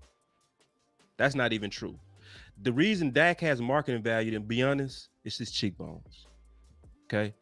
Because now I'm being honest, y'all. Baker Mayfield is getting endorsements because of his beard. I'm being honest too. It's a certain marketing look. Honestly, you got to be born that way. All of us don't have the genetics allowed to where their beard can hang down to the floor. You know what I mean? But when you have those type of genetics, that's what make you marketable, not that you're playing for the Dallas Cowboys. So, and then Aikman said it on Woodson's podcast 2 weeks ago. He said, even when this was a broke team, Jerry, before he even got to his contract, was telling them, well, you're a Dallas Cowboy, so you should take a team-friendly deal. This is before we had money, when Jerry was on a limb to even buy this team. So it shows you that it's the negotiation tactics of the Joneses. Y'all remember the story of how they tried to do Romo to sign his first contract? Y'all remember that? Where they put him in that room, him and Parcells, and they were so close they was able to touch knees. And he said, hey, man, we're not going to play you this last preseason game because everybody going to see your talent and they going to let you get away. So you can't play that you sign. Okay, yeah. That's how they did Romo. That's a dirty tactic, though. Think about it, man. Yeah, that's when you dirty. put it in the confines of that, yeah. Ooh, that's dirty. But what you threw me for a loop is pressure on Romo like that. What you threw me for a loop is you said that was Jerry Jones back in the 90s with Troy Aikman, not Steven. 80s. So that really got me all messed up. But it's true, and it's how they do business. And Steele said it best, honestly, because I wrote an article about this, bro. The article, and this was one of my professional articles. This is the truth, though. And I heard my safety Georgia local say it too, and I never spoke to him about this article. Good guys finished last in Dallas, man. He did say that. It's true. It's how it worked. Like you got to be an asshole to get paid. Like remember, Zach Martin never held out, never missed nothing. It was only when he didn't come to practice. That day, Oh, we got because remember they didn't pay him on his deal like they were doing everybody else. Yeah, and he had to wait. So people be saying it's race and it's race with Dak. No, because remember Frederick and Tyron Smith got their money, and remember they were doing that every offensive lineman right before they got to their 5th year. They were already signing them. And Zach Martin to get his money. He said, hell no, I'm sitting out. They said, okay, we'll pay you. Yeah. I mean, but you're not lying, boss. If you in the history is there. Des Bryant had to hold out till July 15th. D-Law said, I'm not getting my damn surgery until I get paid. And got paid first. Ezekiel Elliott had to hold out all the way, go to Cabo. Zach Martin Cooper almost had to go to the Redskins. Cooper didn't sign to the last 11th hour. He was going to the Redskins. He just turned out let him go to the Redskins first. So all those players played, I don't want to say dirty, but they fought back. And the one thing I talk about with Dak in regards to it's funny because it actually translates to the contract stuff, is that he's such a nice guy, such a coachable dude, he's such a personable person. He don't want to cause any problems. And there was times I always thought that he should have said, "Shut the hell up, Scott Linehan. This is what we're running. Shut the hell up, Kellen Moore. Shut the hell up, Jason Garrett. This is what we're running." But he really couldn't early on because you're a rookie, right? Yeah, and you don't got the bag. I don't really have it like that. And then your third and fourth year is, hey, you better do what I say do, or we not going to pay you. You got to have that money first before you let them nuts hang. If that's the case in the scenario, Michael Gallup is in trouble. Yes, I told you that. Gallup is such a nice guy. But that's why. Hold on, Mike is already laying it up. He laying it up, bro. Like he already see because this is the problem. Mike ain't coming back though. But this is the problem with all that hardballing. When you hardballing Dak, the way that they doing, Michael Gallup ain't coming back, but ain't got nothing to do with him being a nice guy. But the people that's waiting to get paid, they see the game. Yeah, so they say, okay, I see how to play it. I see how to play it here. He's starting to talk on one real big game about, well, I want to stay here. He said it 3 times. He said, but. Sometimes it's out of my hands. Exactly. So he's already gearing up the hard talks. He already getting up for leaving because he already Stephen Jones ain't gonna pay him that damn money. Bro, exactly. But he knows that. That's why he's already saying it now. He knows that not even because of the Jerry Jones ain't gonna pay him money, just the logistics of the Cowboys right now. You got a first round pick, I threw it out there and say, look for feelers right now because I told you he was going to do that because he sees it from afar. They're going to lowball me because just like you said, boss, these other players look at this organization and say, what is this man doing with these other guys? Do I really think if you got Amari Cooper and you sign him to a $20 million deal and I'm balling and you got a CD Lamb, you're going to pay me? No. I'm stupid. I'm not going to shouldn't. get paid. I need to go somewhere else. And if you're the Cowboys, you got to see that from afar and say, we're probably not going to pay him. He's going to want money. So we need to look out here and get options and wheel and deal and see what we can do. That's what you need to do as both parties. You're out. Preach, bro. And see that, at first I know you hated my Chase idea, but that was the main reason I was on Chase. And I'm not on that I told you so, but I was looking forward like at the contracts that's coming. It's like, bro. And then I also studied the history of receiver, and I know you really never should replace a receiver after they're gone. The best time to transition a receiver in is about 2 years before that other one goes out. Right. Because history shows when you bring in a receiver under an existing number one, that person generally becomes the next number one. 95% of the time and successfully. So that's why I wanted Chase now, because it's like Cooper in 2 years, you can go and unload him. And you'll have maybe at that time 2 mature number ones that developed into that, like Lamb, and then obviously then Chase. So, and I was thinking about 2 years out. Nobody want to hear that though, but that's how I was thinking when I wanted Chase. But that's probably dead now. So dog, where we picking at now in the draft? You gonna 11 get a Waddle? You got the where other we kid, the picking Smith at kid. now? Yeah, I looked at that because I figured we was gonna start getting into that, bro. I'm not really big on the Waddle types, and I'm not even now. That's a good pick for a second or third receiver. A good pick because they gonna be going against nickels.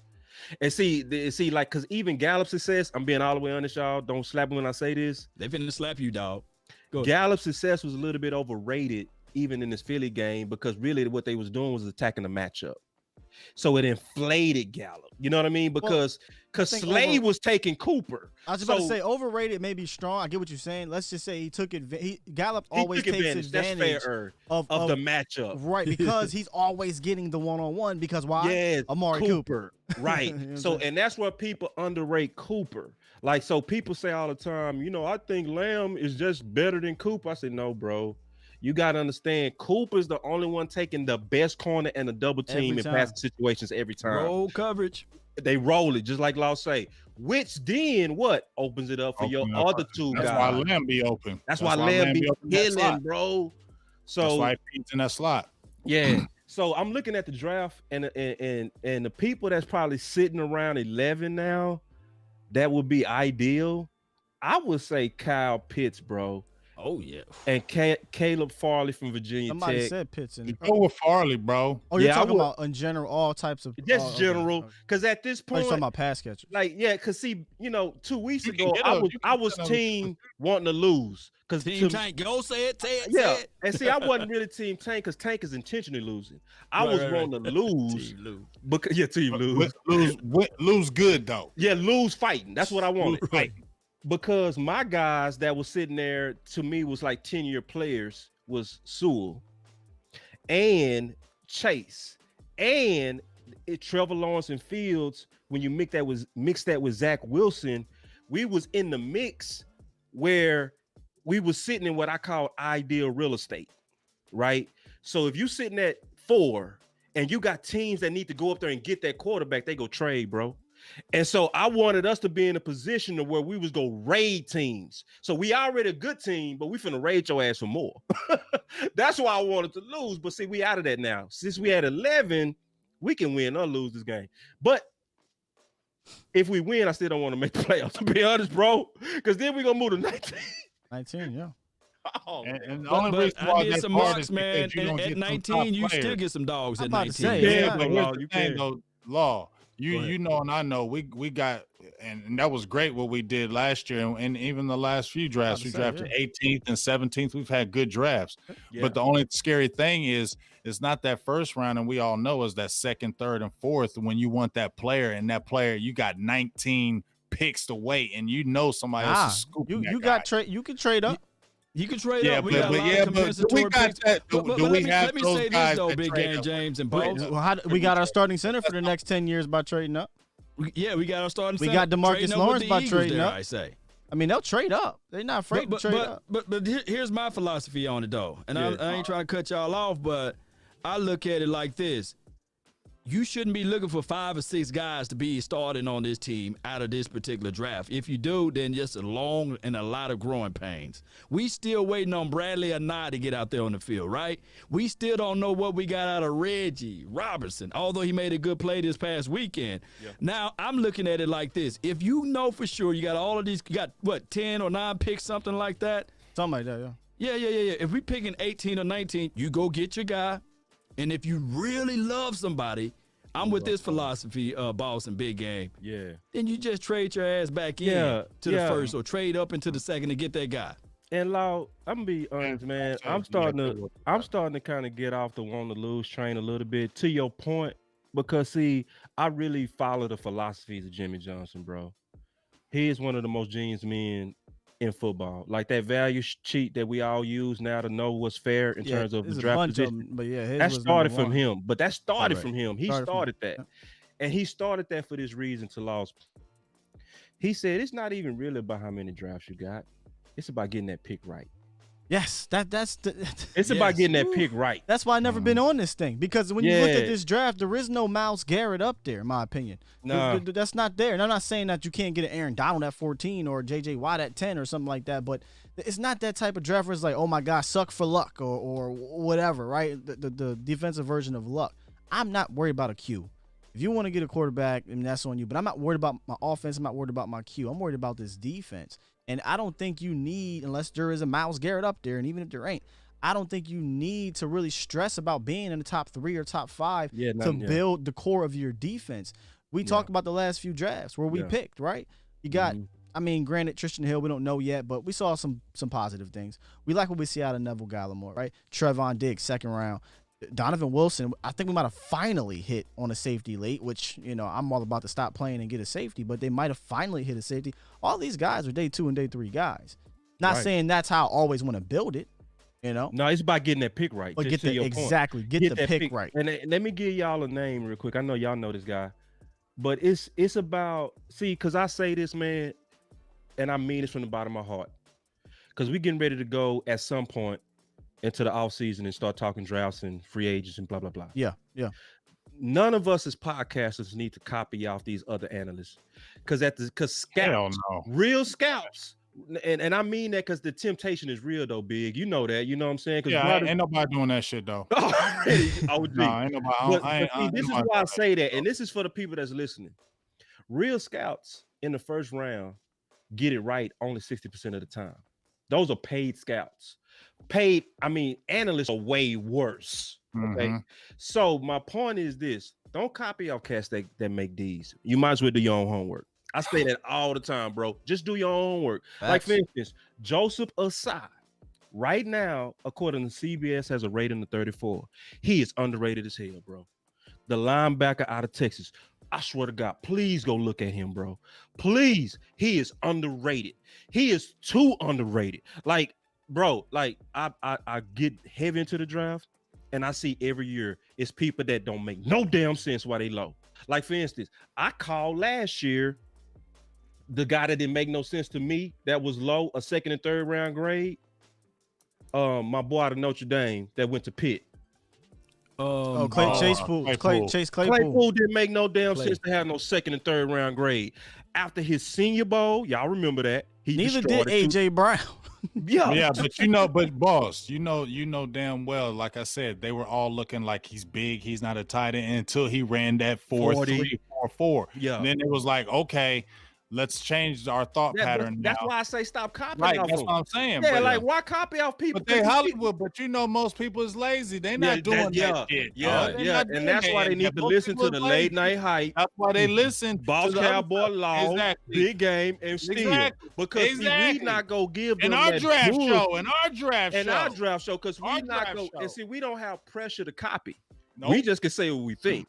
You know what I mean? And our draft show was damn good, wasn't it, last year, y'all? We was on point with a lot of our picks. Amazing. So it's about getting so Law.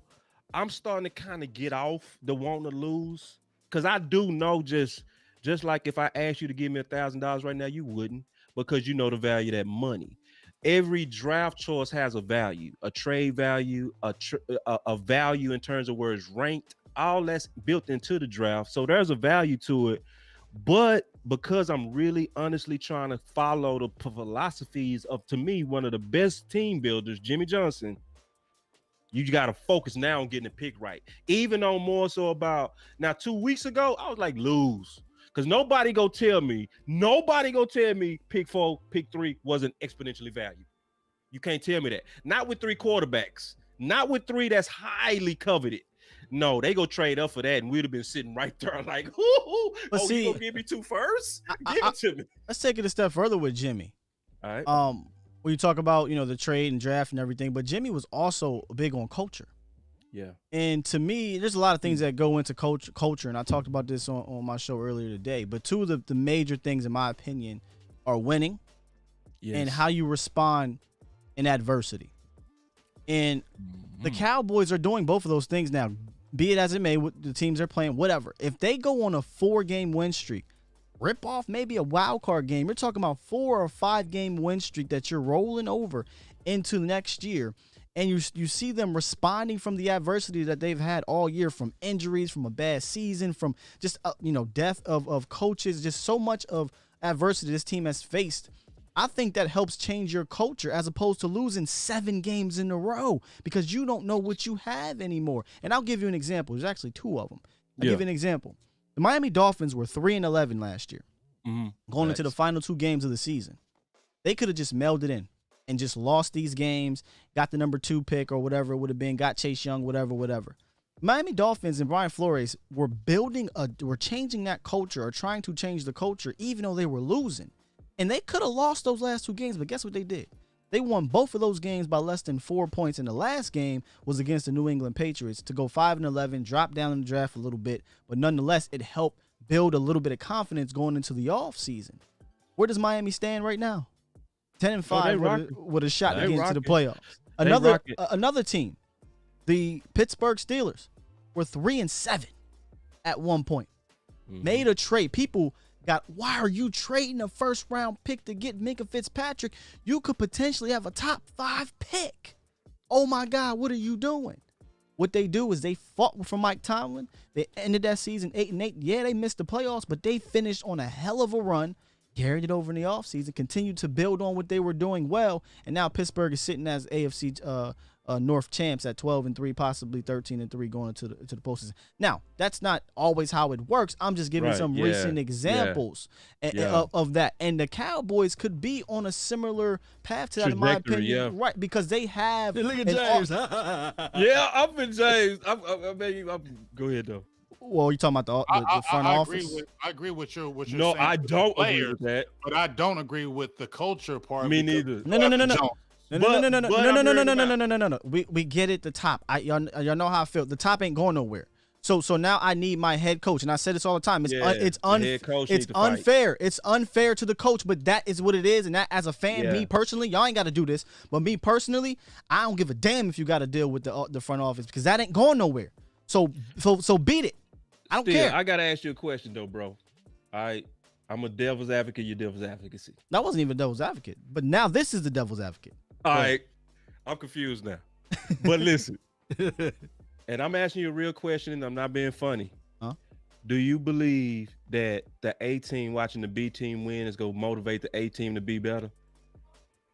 Because that's what we're seeing right now. You know what I mean? Well, we can't talk about having depth and then get on the B team for helping I'm not getting win. on them. I'm just saying It's important for the B team to learn how to win. It's important for the B. It's important. It's important for the B team to learn how to win because when it's their time to get called on. No. I'm saying the A. Okay, so Dak. I don't need the A team to be motivated by the B team. They're good enough. So that means these wins mean nothing. Why do that? What? Whoa, because that's what I'm saying. The B team go win out. You can't talk about get depth and then dismiss the depth. I'm not dismissing the depth. You are. No, I'm not. So is the A team going to be 100% healthy all year next year? No, we was talking about culture. So your point is this is the case you're making. Because see, like you said, because really ain't no win on this debate because we can both make examples of both, right? Yeah. So from this point, and this is why I'm saying I don't buy the coach argument. Because first of all, 2015 was a 4-12 that didn't affect our culture going into 2016. You know. Hold on, before you go into that, did you watch every game in 2015? Where we fought. We fought them. We fought in every game. Go ahead. Yeah, and that's the point. And that's why I was saying I wanted to lose like 2015, where I saw the Cowboy spirit. I don't think there was a culture problem in 2015. And I don't think it was a culture problem either. That's why I'm saying I'm not buying it that wins create culture. You see what I'm saying? I'm thinking it's the leadership within that creates culture. I think it's the fairness that comes from front office that are having favorites, which it seems to be. To me, that's more culture than B team. And I'm not insulting when I say B team, but we know Steele is not Liel. We know that. We know Knight is not T. Smith when healthy. We know Loon is not. But if I can Tyler. see my head we coach know that.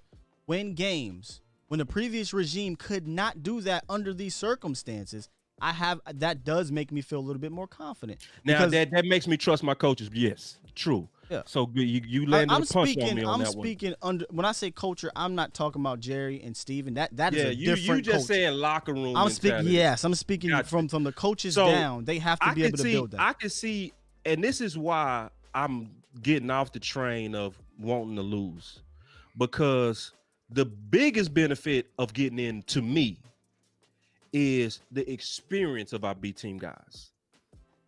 That's what I want more than anything, because I don't want, if Steele playing this game and get his ass whooped, I want him motivated next year if he have to play in the playoffs. You see what I'm saying? Same thing with Looney or anybody else. So in terms of where we sitting right now in the draft, even where we sit in the draft, the fight of tanking should now start ceasing because it's starting not to matter. You know what I mean? Yeah. It to me more so mattered when it was at the top when we was 2-7. Yeah, when we was looking like we can now. We was never gonna win another game. Yeah. Shit, that's a whole nother conversation. That's another conversation when you're looking at a 10-year tackle going to the Dallas Cowboys. Oh my God. That's a whole nother conversation where you can imagine Chase as your third receiver. That's a whole nother conversation. But now we sitting at 11 and we like, You think the draft is? I mean, this draft maybe because I'm not all the way plugged in, but it just doesn't seem like that kind of draft to me. Where I'm just clamoring to be up there unless I need a quarterback. I'm gonna be honest with you. Yeah, I think what's happening in this draft, I'm gonna be all the way honest, bro. This draft doesn't have the pub that it usually get because of COVID. But that's another thing that makes it scary. Yeah, facts, COVID. It's like we don't have the marketing that usually goes with the draft. Because by now, late December, we all got film on everybody. We got all the highlights, but now you don't really got. But there's a lot of players that ain't playing either. And a lot of players ain't playing. You taking a real risk too. I mean, you taking a real ass risk with Chase, because Chase took this year off. One of my one guy who used to do radio in Dallas, he told me this a long time ago when I was playing at the University of Houston, and we was talking about one of my friends who was getting ready to try to get drafted. He played Florida State cornerback. I looked up to him. I said, "What you think he gonna do, Coach?" We called him Coach, and I think he was on the Fan a long time ago. He said, "Marcus, my real name." He said, "There's two types of players. You got the ones who go live in that gym, and there's gonna be a gym rat preparing to play, and you got the ones that's gonna go out there and smoke blunts all day and drink 40s, and they gonna run one of them all day 40s." That's exactly what he told me, bro. He said they gonna run with them all day 40s. We don't know what these guys are gonna be. We don't know until we see them, bro. And then the scary part with these guys that's taking a year off, you got to build up that muscle tissue with hits, man. You know what I mean? So some of these players, COVID has created a lot of lemons, man. The scouts can't even get into these facilities to see them practice and talk to people and things like that, because they're either not on campus or they're not allowed to be on campus. So that makes it tough too. Those little things we want to know, like, hey, okay, they can play on the field, but how are they off the field? Are they a partier, like you were saying? Do they take football seriously? Yeah. Are they stupid in the classroom? Like, so because the scout's stupid, and I don't mean stupid, blind, to your point.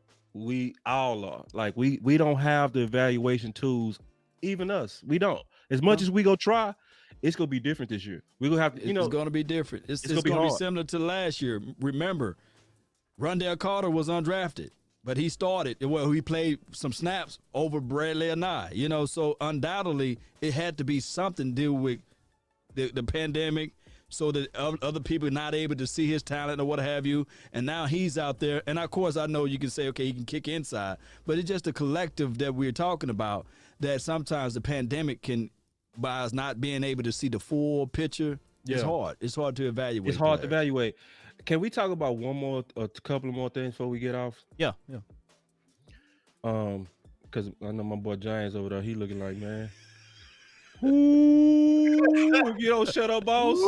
Hey, because I know James, when it start getting late, he start cussing at people, man. Y'all know, he gonna start cussing in a minute, bro. Yeah, so that's why I already saw the clue when I saw my boy sit back like this. I ain't get the text. When he sat back, I said, "Oh shit, let me sum up my point." You already know, boss. When he like this, when he like this, and all you see is that hat like this. All right, now. Ain't gonna go another 2 hours now. Y'all know me. We're gonna open up the phone lines. I can go. Phone lines from here, y'all. Hey, but what I'm finna say is so epic, and I love you guys because I know. I ain't gonna say I know because I ain't gonna never think for another man. All right. But we gotta stop bullshitting on DT, bro. Huh. We just gotta stop, bro. Like, okay.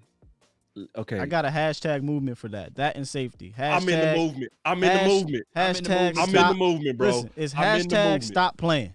Yeah, stop playing. Stop playing with these positions. Don't now, because like we lost in 2016 because we couldn't stop the run, bro. The Rams beat our ass because we can't stop the run. Not just that. Okay.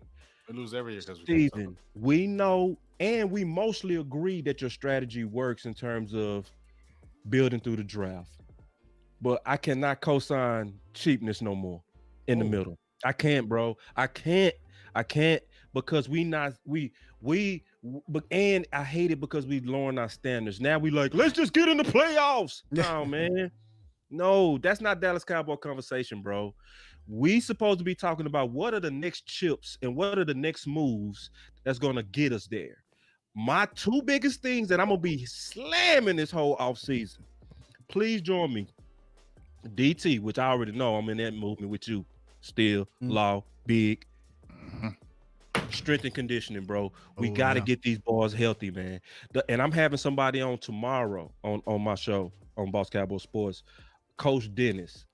When I tell you I'm beating the hell out this drum, bro. I know. I don't blame you. Yeah, because I want the whole fan base to join this. Now, we all disagree on whether Dak might be better than Romo. We all disagree whether Rod was a good DT. We disagree on Mike Nolan today. None of us disagree that we got to fix these injuries. Wake up, Nick. None of us disagree that we got to fix this damn DT with money. Don't get a draft choice. Don't sell me on Tristan Hill being a hero at pick 58. I ain't buying it. It's no instant DTs that hit unless they true top fives. They not in this draft. You're not even looking at no DT. We need a grown man in the middle, bro. Snacks right now. Here's the thing. Snacks just got released. So he asked for his release with Seattle, right? Yeah. And this is what he said. He said he don't want to sit in the way of any young person. If I'm not getting the reps, I don't want to sit in the front of a young person who, and take away from him. But here's the thing. We don't have anybody in front of him if he came over and be the one tech. So he ain't stopping nobody's progress as a young player at the one tech because we ain't got one. Probably too late though, right? Sign him at a 2-year deal. Because you did it with Post. Sign him on a 1 or 2 year deal. Let him come into next season, get him healthy or whatever. Let him play the end of this year. I don't care. but bring him into next season and let him be the guy. And then you can draft maybe a Marvin Lewis or something like that can fall in the 3rd or 4th round, and then you don't have to force him in there. Right. But I feel like you need a veteran leader, a dog, and he's sitting right there again. He's sitting right there in your face again. I don't think he's that. He's the bar. I don't think he's that anymore. But he's still a veteran guy you could bring in. If you want to talk about I don't think he's that, but he's still more than we have. See, I see somebody put in Quentin Williams. Somebody said, I'm going to throw this a trade. Gallup and Williams. I'll do it.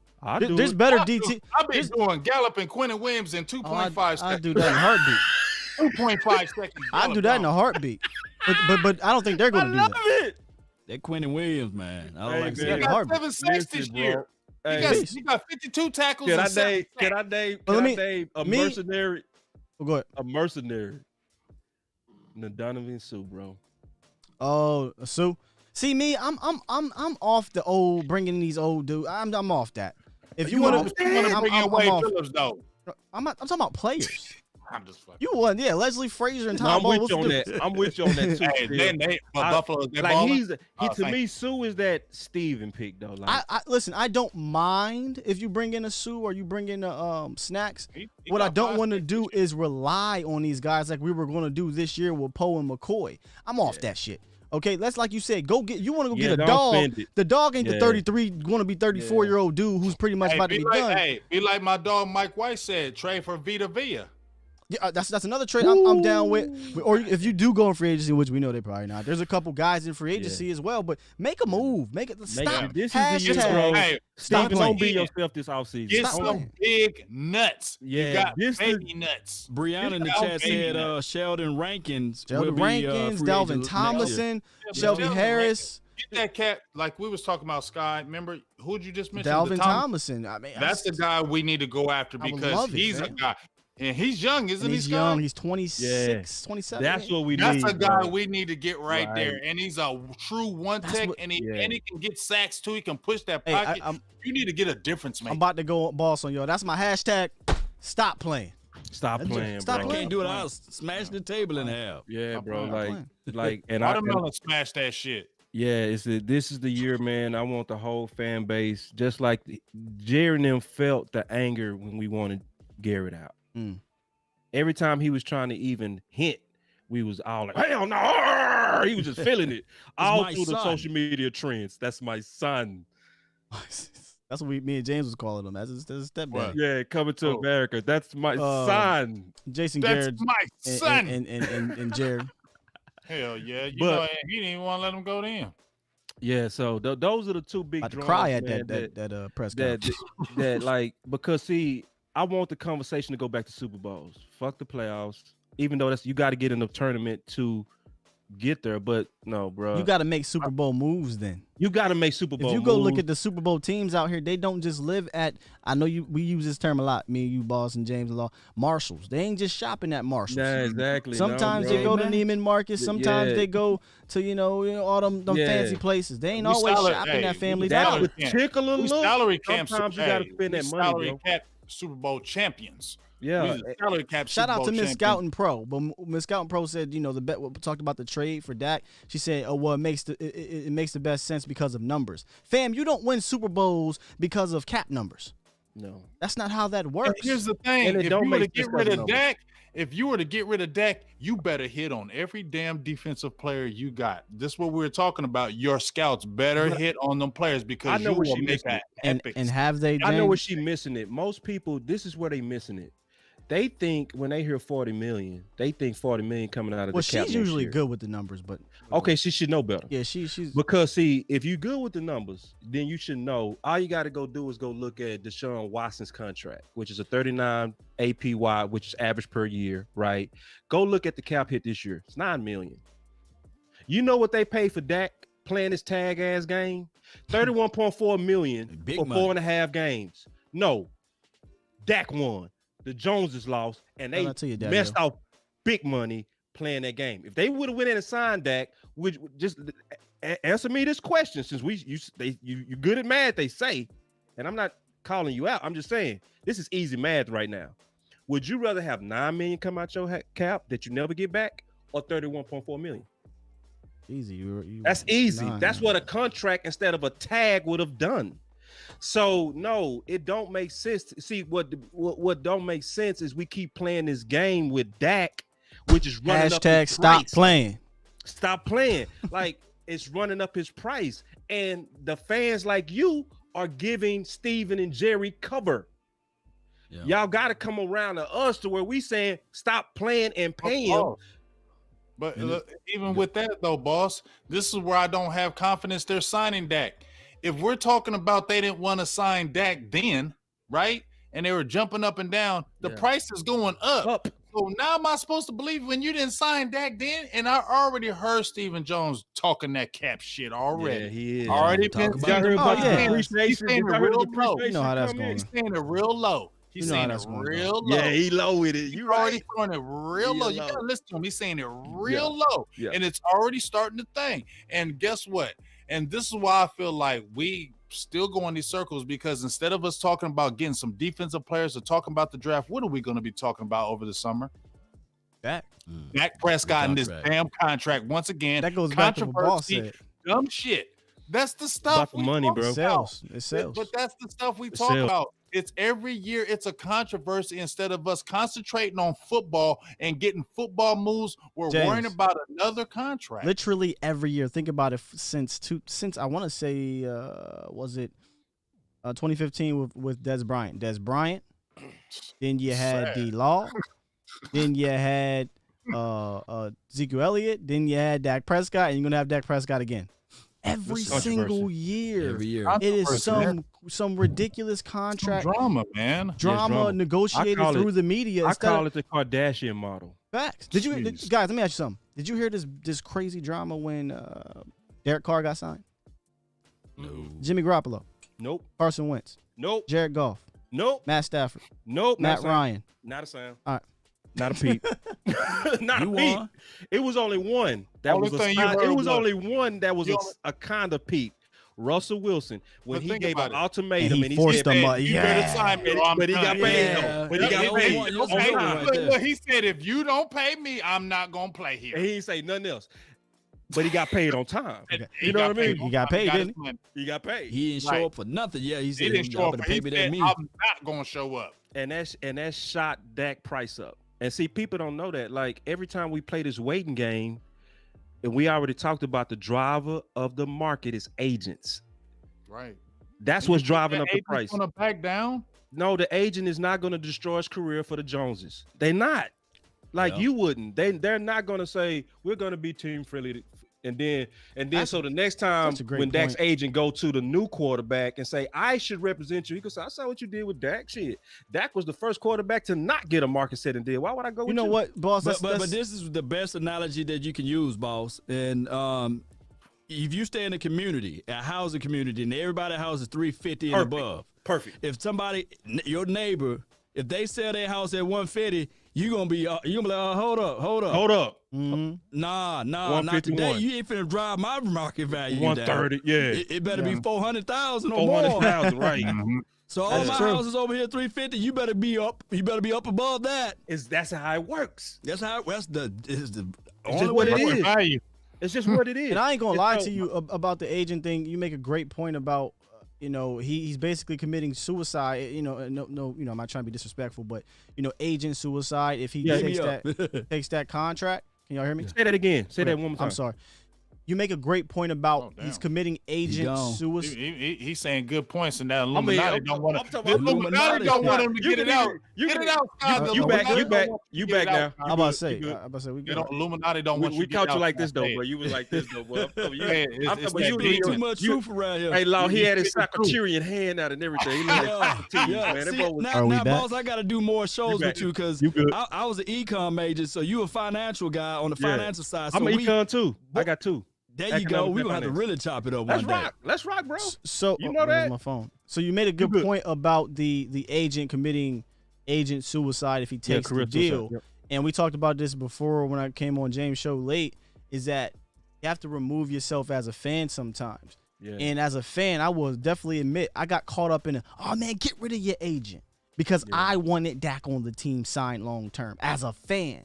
You know, screw that, man. Get rid of him. Go hire somebody else that get the deal done. Blah blah blah blah blah. But when I saw him sit down and say, "Devil's in the details," when you hear how Boss explains it about agent suicide, if he takes this deal, and how you say, Law, you're taking down my market value on my home. It's like you know what? Can you be mad at the agent? You can't.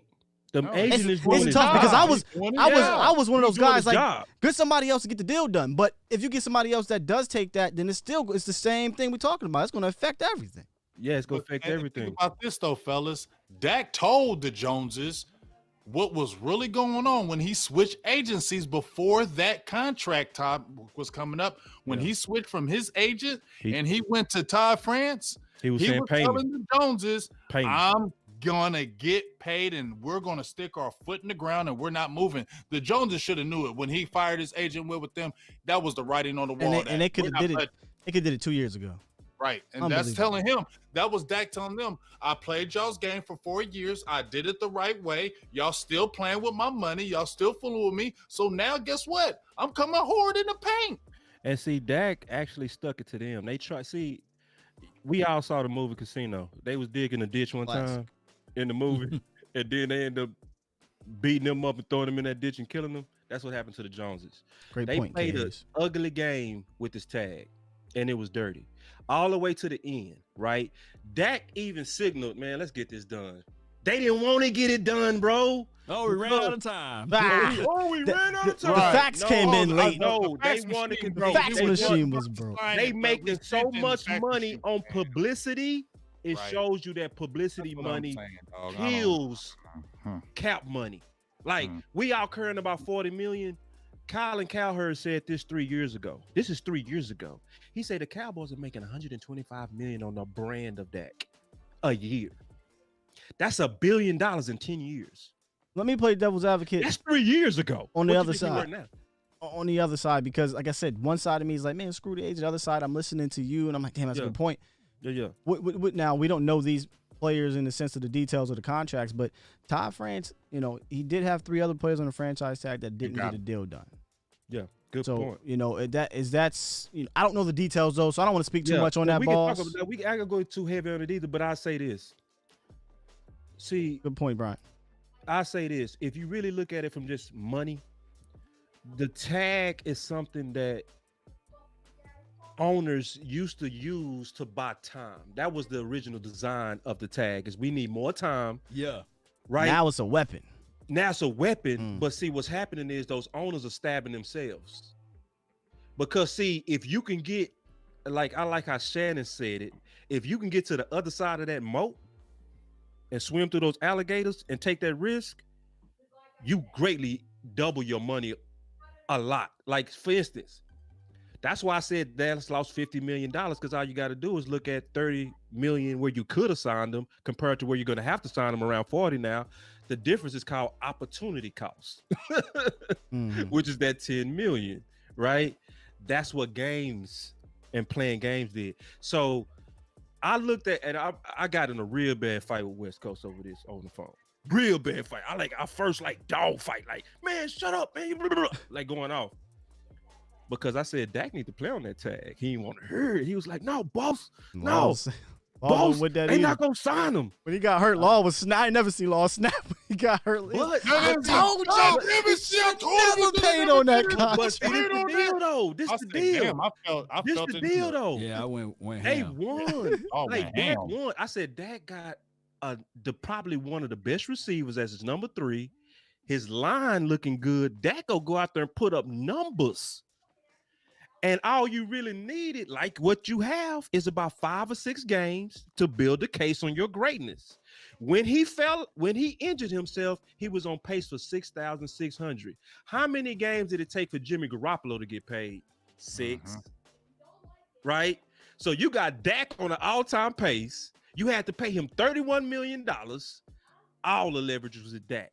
Now going into next year, how the tag works and what's in writing is you got to pay him an average of the top 5 salaries or 120% of the tag, whichever one is greater.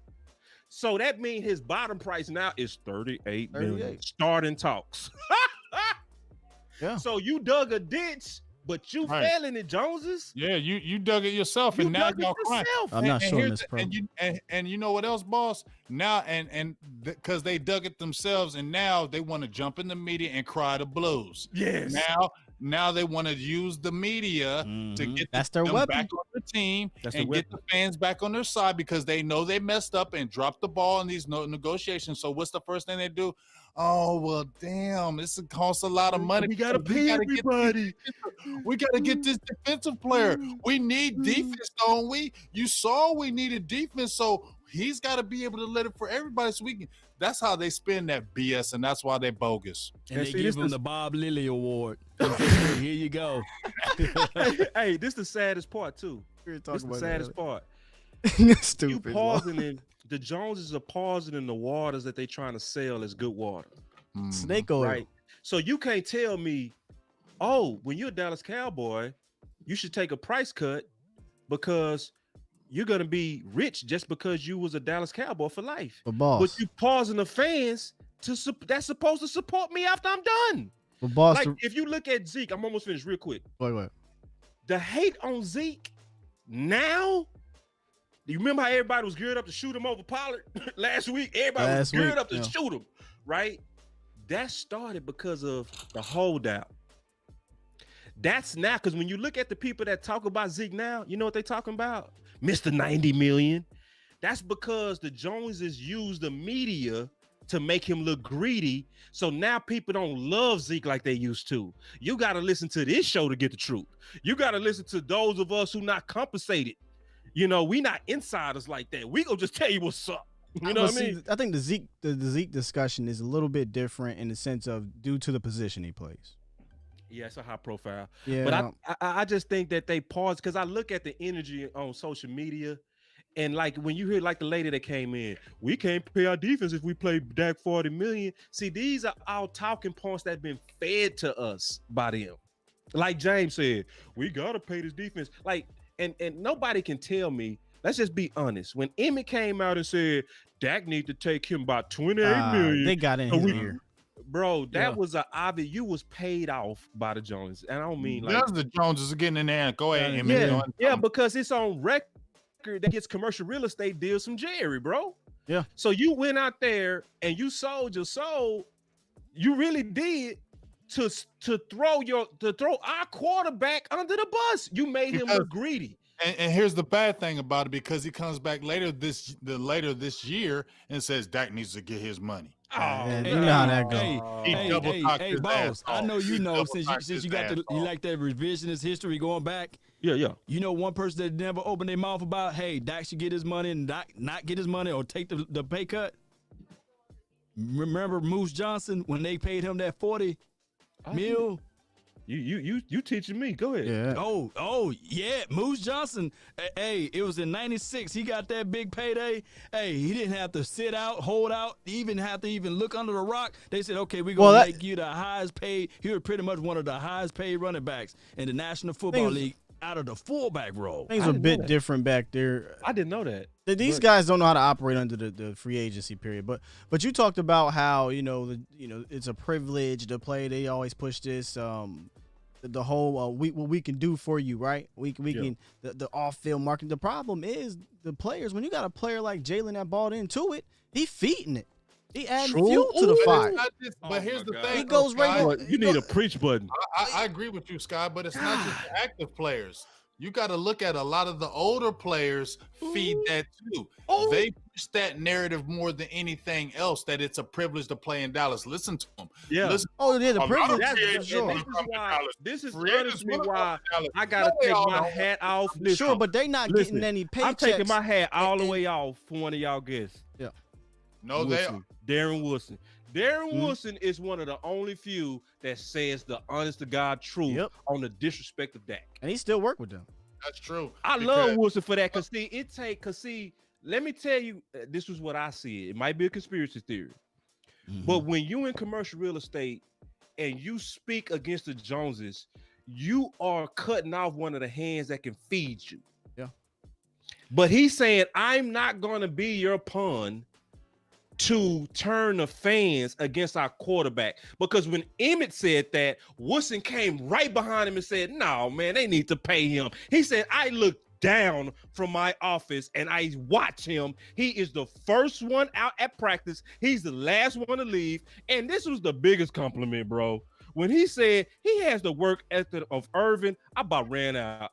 I say, bro, you got to know Irvin history to know what he was saying. I know y'all know, but a lot of fans don't understand how big of a compliment that was to say that he has the work ethic of Irvin, bro. And he said that, he said, if you the last receiver on the depth chart and you say, Dak, I need some work, he said he'll stay out there with you. He said, I watch build a football field in the backyard to go work with us. Hey, Marcus. Yeah. I'm going to tell you like this. I know for a fact, I ain't going to say no names, but what you just said about how former players ain't going to be cut off the hand and feed him. Yeah. I know for a fact that is true. Yeah. I bet you know. Right. I know for a fact. Yeah, nah, it's like that, bro. And see, and this is honestly, I'm telling y'all, I'm not blowing no hot smoke up y'all butt. This is why you got to do them super chats. That's why you got to do all the ways to support independent podcasters. I mean that, bro. I'm not bullshitting on that. You ain't lying. I mean that, because bro, It's you like got to get this level of uncandid truth. It's like independent journalism.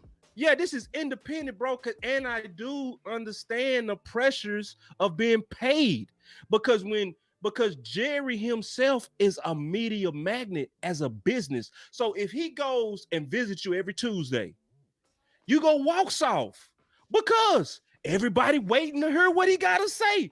More ratings, more advertisers, more dollars, meaning bosses on your ass if you get too tough. We can say what we want to say because our support come from the people. It ain't nothing more American than podcasting. I mean that. Boy, like he's spitting truth over there. Hey, listen to the interview he did. Was it today or yesterday, whatever? Where he was joking around with it, but he said, "Hey man, to keep throwing me those softball questions." And when they ask him, and he was joking, but he was serious for real. But when they ask him real questions, this is his response. I don't like your attitude. Exactly. Yeah. Exactly. Yeah. But he is. But once again, isn't he like the Godfather, where he will extinguish you if he dictates what you can say. Right. You can say this, but you can't say that. And if you do say that, and if you do say that, that ain't even you get your damn act together. You ain't gonna have no job, and you're not gonna. That's what get your damn act together mean. Oh, Yep. what? Right. You better get it together. So when you got an owner that controls, because we saw right there, even when that interview that you had right there, Scott, when we were laughing at it, what did the response from the guy that came back from the fan? He got soft as hell and was like, back. but I mean, Jerry, I'm just asking. And that's the let me stop. Hey, boss, you been in this area longer than I have, right? Yeah. You remember 1310 the ticket? They don't get them no more, right? See? You know that Norman Hiskins, he didn't fold. I'm not, and shout out to 105.3 the fan. They my crew, but you know how 1310 No, the we ticket, recognizing the pressure they under, and that's we being fair. It is pressure, and I'm being honest. It would be pressure that I would feel if I'm feeding my family, and I know if I ask the wrong question, I can lose my career job because you love this law, you love this big, you love this steel. I love doing this. This ain't work to us. Nope. right? So if we knew if we was risking this, we would feel the temptation to maybe walk a little bit softer. I'm just saying, ain't no temptation. We would. Ain't Hold no on, temptation. You want to keep your job? temptation. Jerry We gonna come on. I see everything that's going on, and I wouldn't say it because it's like I won't be able to really. I won't. My boss. Listen, we've literally experienced it on our show, man. We've had Kyle Yeomans on, and a few times, and we've had Jesse Holley. And Jesse Holley doesn't hold back. But guess when we were joking around, but he's serious. I still get a check from Jerry, so that's all. He said, he told us that. He said this on the show I did with him. He said the same thing on the show I did with him when he said, "Hey Jerry, that's them," because we was on talking about boats and hoes, because we were just joking about. Yeah, that's them. Like that wasn't even that bad of a joke. But listen, exactly what y'all saying, man. Don't bite the hand that feeds you, and they're under that pressure. We ain't. Yeah, right. so I'm saying, like, listen, man, and I mean this, I don't mind plugging for money because it's good, man. You gotta support everybody. Like, you gotta support these guys. Like, man, and it's because you already see the content that's coming out. But I love being independent because I can just be all the way raw, honest. Me and Big and me and Will and me and Law can sit up here and talk about culture. We talked about it for 5 hours. Yeah. And my boy Law, Still got on like, man, y'all going too hard. Let me in. He tagged in and see, but that's the power of this. So it's not even about the money. If you ain't got the money, share, bro. Like, you ain't got the money, you ain't got the power. They said that. Look, no, I'm talking about how to push the voices. Like, push your voices. I'm just saying. I'm just saying. Okay, I got you. Yeah, share. You messing up my pitch, bro. Don't be doing that. I know, my bad. But anyway, real talk, man. That's why I share this stuff and all of that. But I'm off that soapbox. But yeah, man, that Jerry. That's real, man. We need to, and that's why I'm glad y'all invited me on, because the beautiful thing too this shows is, as long as we do good business together, podcast is a family. We fam. Like, I don't like, as long as I don't burn y'all and that y'all don't burn me. Like, everybody ain't fam. Like, everybody don't do good business. Hell no. Over here in LNH, everybody don't do good business in the podcast world. Everybody ain't like. I know James. I already know who you think about.